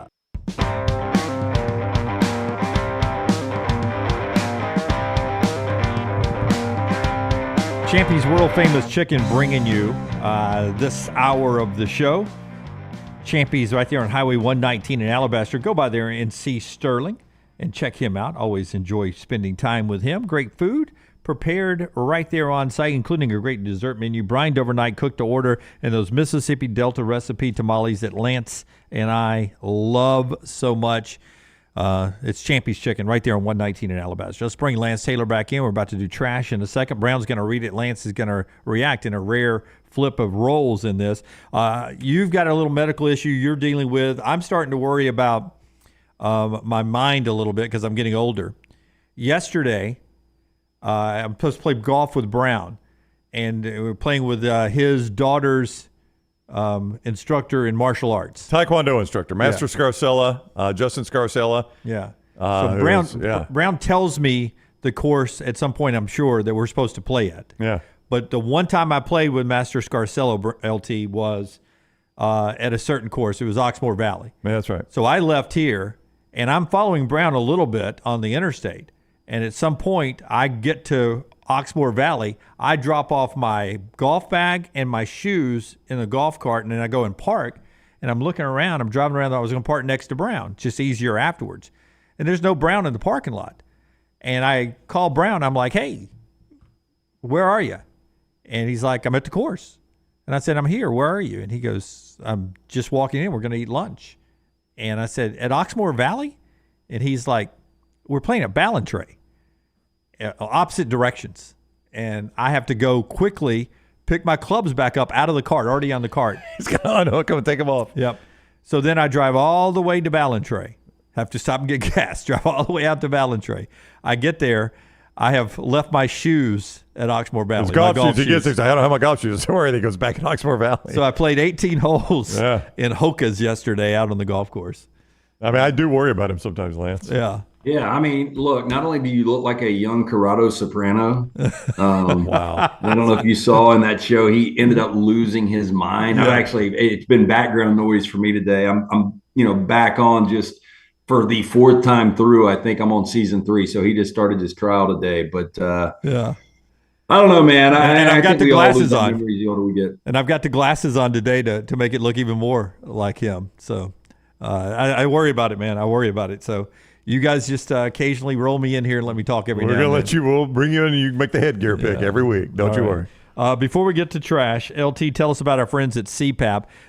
More than just us now. A couple of different people have gone in there and they've told me just how much getting the latest technology with CPAPs make all the difference. CPAP Plus. Well, look, I mean, just incredible guys, and the customer service second to none. There's a lot of people out there that are having trouble with their insurance provider. Ush was having that same situation. Our friends at CPAP Plus, they made the call between his doctor, his insurance provider, and insurance ended up taking care of everything. Look, don't buy your mask and supplies from Amazon or online. Go see the folks at CPAP Plus. See what you're actually buying. Visit any of those 3 convenient locations. Pelham, Highway 280, now open at Trustful for a free CPAP checkup, free filters, no appointments needed. They carry the best equipment from names like ResMed, React, Fisher Paykel, mask and supplies every single day. Do you need it today? Guess what? They've got it today. With over 200 5-star reviews on Google, the folks at CPAP Plus are CPAP users themselves. They are ready to help you. Make sure you get in. Don't forget about the CPAP travel machines in stock. Tell the O'Neill brothers the next round sent you. In the mybookie.ag chat room, M. Wire says, what chaos will be wrought on this world when Jim develops dementia and starts landmining uncontrollably. You don't even know what you're saying at that point. They'll have to put me in one of those military facilities 7 layers under. I'll be like a Marvel movie. Nobody hears the landmine. Oh, I don't know. We're being attacked. Maybe we should let the landmine out. And they go down the elevator. No, hey, seriously, when your brain starts going to oatmeal, we will do a show. And we'll legitimately get your old school picks. You overthink things now, and we don't get like the true gauge sometimes. But I think once your brain goes to mush, I think we'll be able to do that again. We'll be like, Jim, Alabama is at Tennessee, Jim. You can do me like those little kids when they're picking the games. You can set 2 helmets at the end and let me waddle down and pick one up. Jim peed on the South Florida helmet. Looks like South Florida's got the win this week. LT, real quickly on Monday Night Football, I wanted to ask you what you thought. It was a scoregami, by the way, 32-19. They've never had that one? They've never had 32-19. It was the 1,085th unique final score in NFL history. It was a weird score. Look, I thought San Francisco without Christian McCaffrey looked really good. There were some moments. Brandon Ayuk had a couple of drops. I thought Brock Purdy played well. I thought the defense, Fred Warner, doing Fred Warner things. And the Jets just looked a little out of sync. I mean, the Jets are going to be a better product, but very difficult to go East Coast, West Coast. And I mean, the fact of the matter, I talked up these 4 primetime games, and the first 3 were outstanding, and last night was kind of a dud. Yeah, it was fun watching Brock Purdy, man. He threw some great balls last night. McCaffrey a late scratch, but boy, they discovered, Lance, that they are not just McCaffrey at running back. I mean, that's what's crazy. Jordan Mason was amazing. I mean, if he's Jordan Mason was great, man. He really was. Runs hard. Was it 147 total yards or 147 rushing? 147 rushing. Dang. Weird stat, but that's the second best rushing performance by an undrafted free agent in Monday Night Football history. Wow. The other one was Arian Foster, which I guess I remember Arian Foster was undrafted. Yeah, I guess. Was that with the Texans? I think with the Texans, yeah. Wow, I can't Foster, remember. Arian Foster was undrafted. I think he was. By the way, stand by your beliefs. Hassan Reddick, still a holdout, gave up a $792,000 check by not playing last night. He has been fined and missed paychecks for $6 million now. Now, sometimes look at this. With these holdouts, it's going to take him a while to get into game shape. And I thought Ayuk, with his holdout, I thought it affected him. He had a couple of drops last night, dropped a relatively easy touchdown that he would always make that grab. So that's something to look out for the Jets as well. Yep. By the way, my Rams are the most banged up team in the NFL. 5 guys on IR right now, 3 starting offensive linemen, a cornerback, and now Puka. Yeah. Unbelievable. That is tough. I'm in love with the Buccaneers, by the way. I love we're not going to win anything, but I love these guys. Okay. Let's do trash. It's brought to you by our friends at Mortgage Right. Hit the big button, Rockstar. I bought 6 Busch Light, 6 Bud Light, and I love them, tall boys. Well, come on, man. 2 drinks a week. What's that going to do for you? I mean, that doesn't even get you through a day. A reasonable amount. If you're at home, you'd be able to have like 4 beer. That's just 2 more. I mean, I'll have 6. LT's Trash is presented by Mortgage Right. Mortgages done the right way. And our friends at Mortgage Right, the absolute mortgage experts, wherever you're listening, from Seattle to Sylacauga, these guys can hook you up, whether you're looking for your first home or your final home, whether you need 100% financing or have a big down payment. They are your mortgage experts, 205-900-7200 or mortgageright.com, NMLS 2239, equal housing lender. All right, we start in Brooklyn, New York, and I guess dating apps, are they running their site? I guess they're still working, right? People are still using dating apps. Yeah, absolutely they are. Well, not in New York City all the time, Jim. Singles of all ages are lining up on weekends to have their photos posted on a wall in Brooklyn's McCarran Park. And they're doing this in hopes of finding their next match. This is the actual photo. It's not stock photo like right, Rockstar. This is it. Yes, this is the actual wall. So it's almost like a missing wall, like a gone missing. They post their photos with some information every Saturday and Sunday from noon until 8. A brick wall located opposite the park's tennis courts transformed into New York City's busiest pickup spot. To participate, you scan a QR code at the site and donate a suggested $25 to $60. A higher price can include a tarot card reading, which is very important. Wow. For your money, you have 2 Polaroid photos taken by a local photographer. His name is Bob Greco. They call him Picture Man Bob. That's his nickname. 1 photo you take home, the other you stick on the wall with a colorful index card that includes some personal details, name, age, gender, what you're looking for, words that describe you. 600 people ranging from 19 to 55 have given the wall a try, and the photos are swapped out every 5 weeks. Wow. It sounds stupid. I mean, look, you've got, I've never been on one of these dating apps, but you've got the ability, or you can just organically go the old school route and just go to a bar. You could. Yeah. But see, Dana's 24. She's an F seeking an M.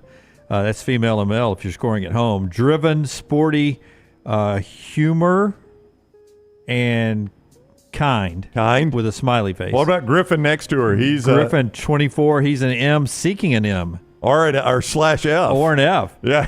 He's open for anything. Griffin is just F. Way too confusing on this wall. And anyone that describes themselves as kind, I don't really trust. This guy describes himself as gregarious, sarcastic, absolutely hilarious, nice, and firm. Does that say firm? It's fun. Fun. He sounds like what we would call an asshole. A little bit, Rockstar. Griffin looks like he used to do reports for us from Auburn. A little bit. A little bit. Old school next round. Yeah. We're long enough now that we call that old school, right?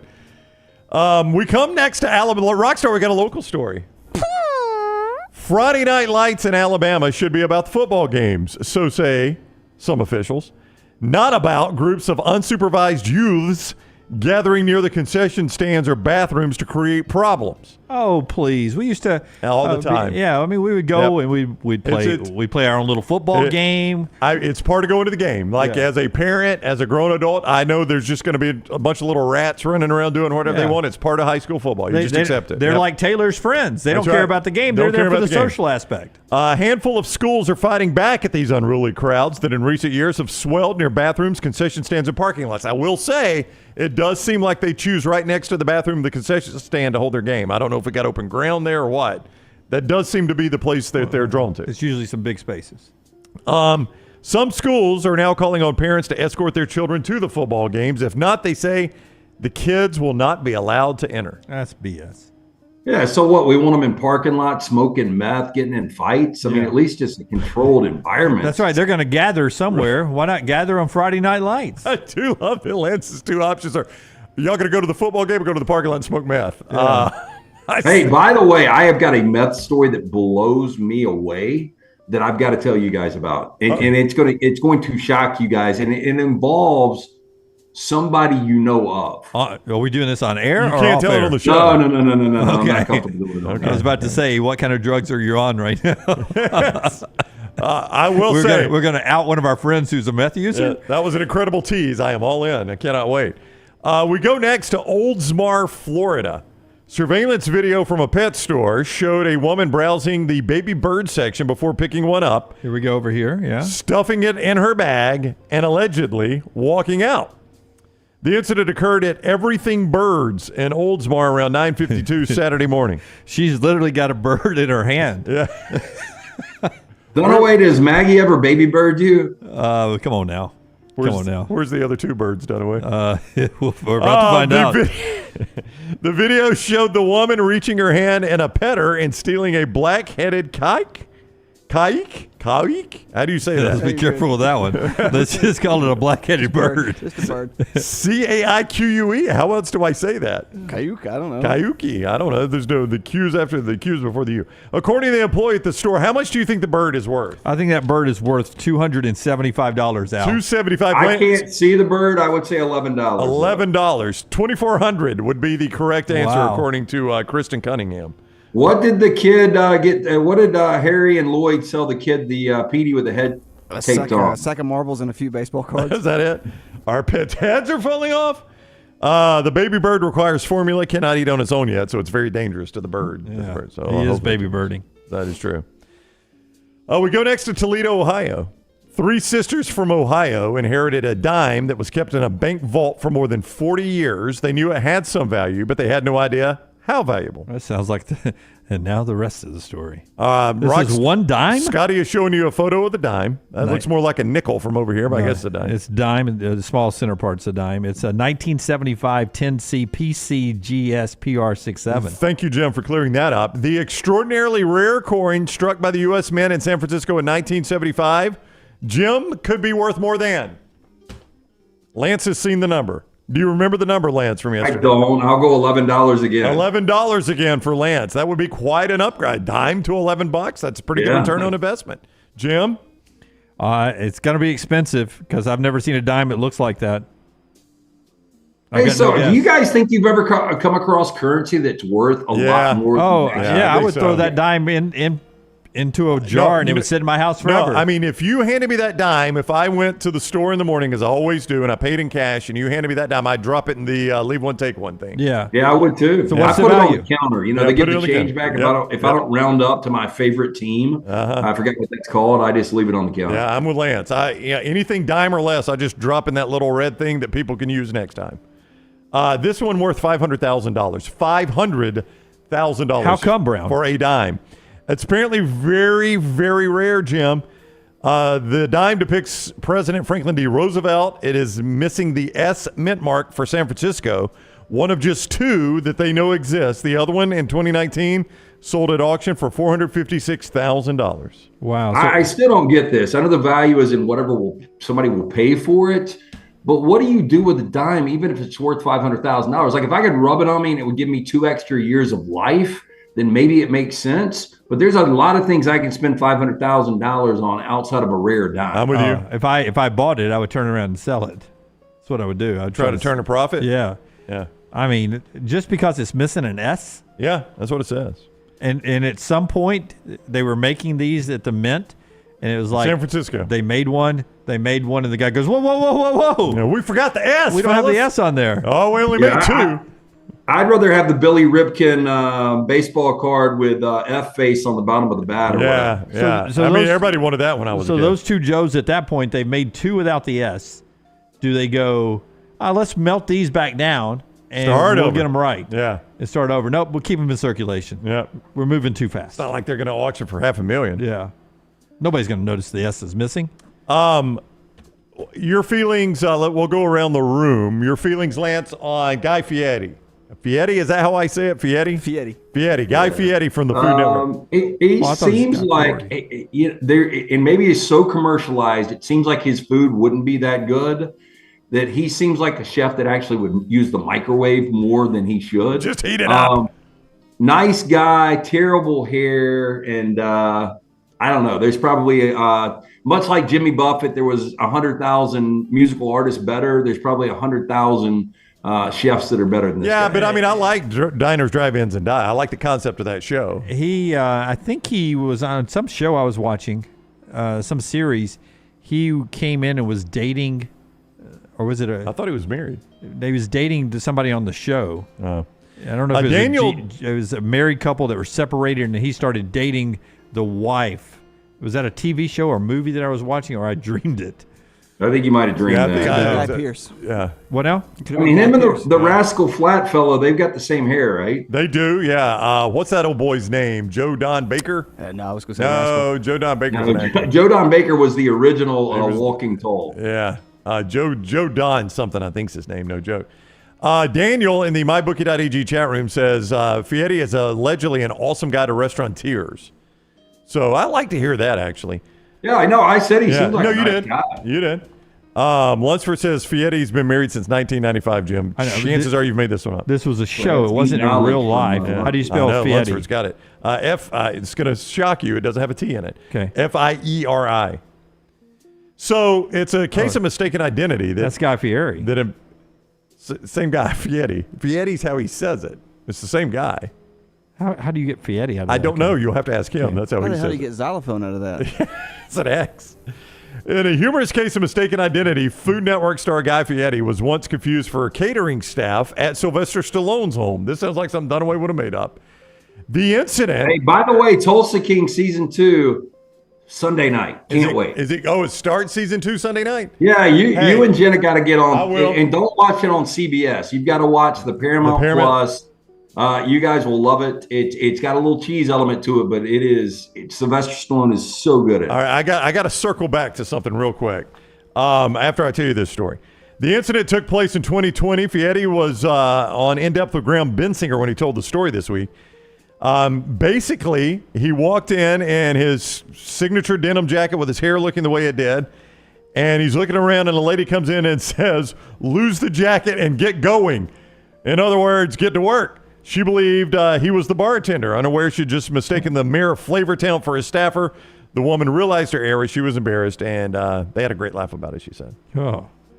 That is trash. It is presented each day by... Oh, you don't have the dude that went into the Destin Hospital? I don't. Can we do it tomorrow? Oh, yeah, there was a local guy, Rocky. I don't know if you've got that. I came across it. It wasn't in today's. Did I miss it? Let's do it tomorrow. We'll do it tomorrow. Okay. All right. Okay. That's Trash Today, presented by Mortgage Right. Yeah, we're proud to partner with our friends at Mortgage Right, the mortgage experts. No cost or obligation to find out what you can qualify for. Go to mortgageright.com. Call 205-900-7200, NMLS 2239, Equal Housing Lender. And one more time about NASCAR. Buck and Dega. Can't wait to see that, LT. They're bringing the rodeo to Talladega on Friday night. And they got music after that and fireworks. And then Jake Owens in concert Saturday night. The big races on Sunday. 3 races in the playoffs. So Truck Series on Friday, Xfinity race on Saturday, and the Yellowwood 500 on Sunday. Get your tickets, TalladegaSuperspeedway.com or 877-GO-TO-DEGA. So during the Dolphins game, so I always find out what CBS has on in prime time during the Dolphin season, right? That's when I find out. I could not believe this. Kathy Bates is starring in a new show called Matlock. Yep, she's Matlock. She's Matlock. I guess she's an old female Matlock. So we're taking the old male characters and giving them to old women? I guess Yeah, so. here's what you got to remember, though. Prime time, CBS especially, but all these networks, their demographic is like 65 plus. She's 65 plus. Good point. She's playing a character where Andy Griffith was 65 plus back in the day. So I don't think anybody under the age of 50 will watch that unless they're forced to. I don't know who watches that, but I was blown away. Like the first promo they showed was Kathy Bates as Matlock, and I'm like, you got to be kidding me. Yeah, I will tell you that I don't really More watch. believable, though, than Queen Latifah as the equalizer. That's a good point, yes. I will tell you I don't watch a lot of news for obvious reasons. But the 60 Minutes updates I get to what's coming up tonight on 60 Minutes during the NFL, I always know where we are in the world. That's right, yeah. And I felt like we were okay for at least a week because 60 Minutes headline was Dua Lipa. Dua Lipa. And I was like, okay, it's not it's not who's got the nuclear codes or crisis and so. It was Dua Lipa. Yeah, I was we like, can live with that. Yeah, I can enjoy the games I today. did hear Dua Lipa's doing the national anthem for the debate tonight. That would be the highlight of the debate. I can promise you. That would be. I'm going to be live tweeting the entire debate. And I'm going to make sure that I'm on so many different substances to try to get my body right. I really hope I'm with you guys tomorrow. I do really too. don't know what's going on, man. I hope you are too. I'm pushing for you to be here. Wow. Yeah. Hoping you're with us. LT from his home studio. That's Ryan Brown, all the great guys in the back room, Lunceford, Forrester, Tyler, and Rockstar. Taylor Korn on social media. Emily Grace McWhorter on campus today. Until next time, God bless you and God bless America. We'll see you tomorrow at 9 Central.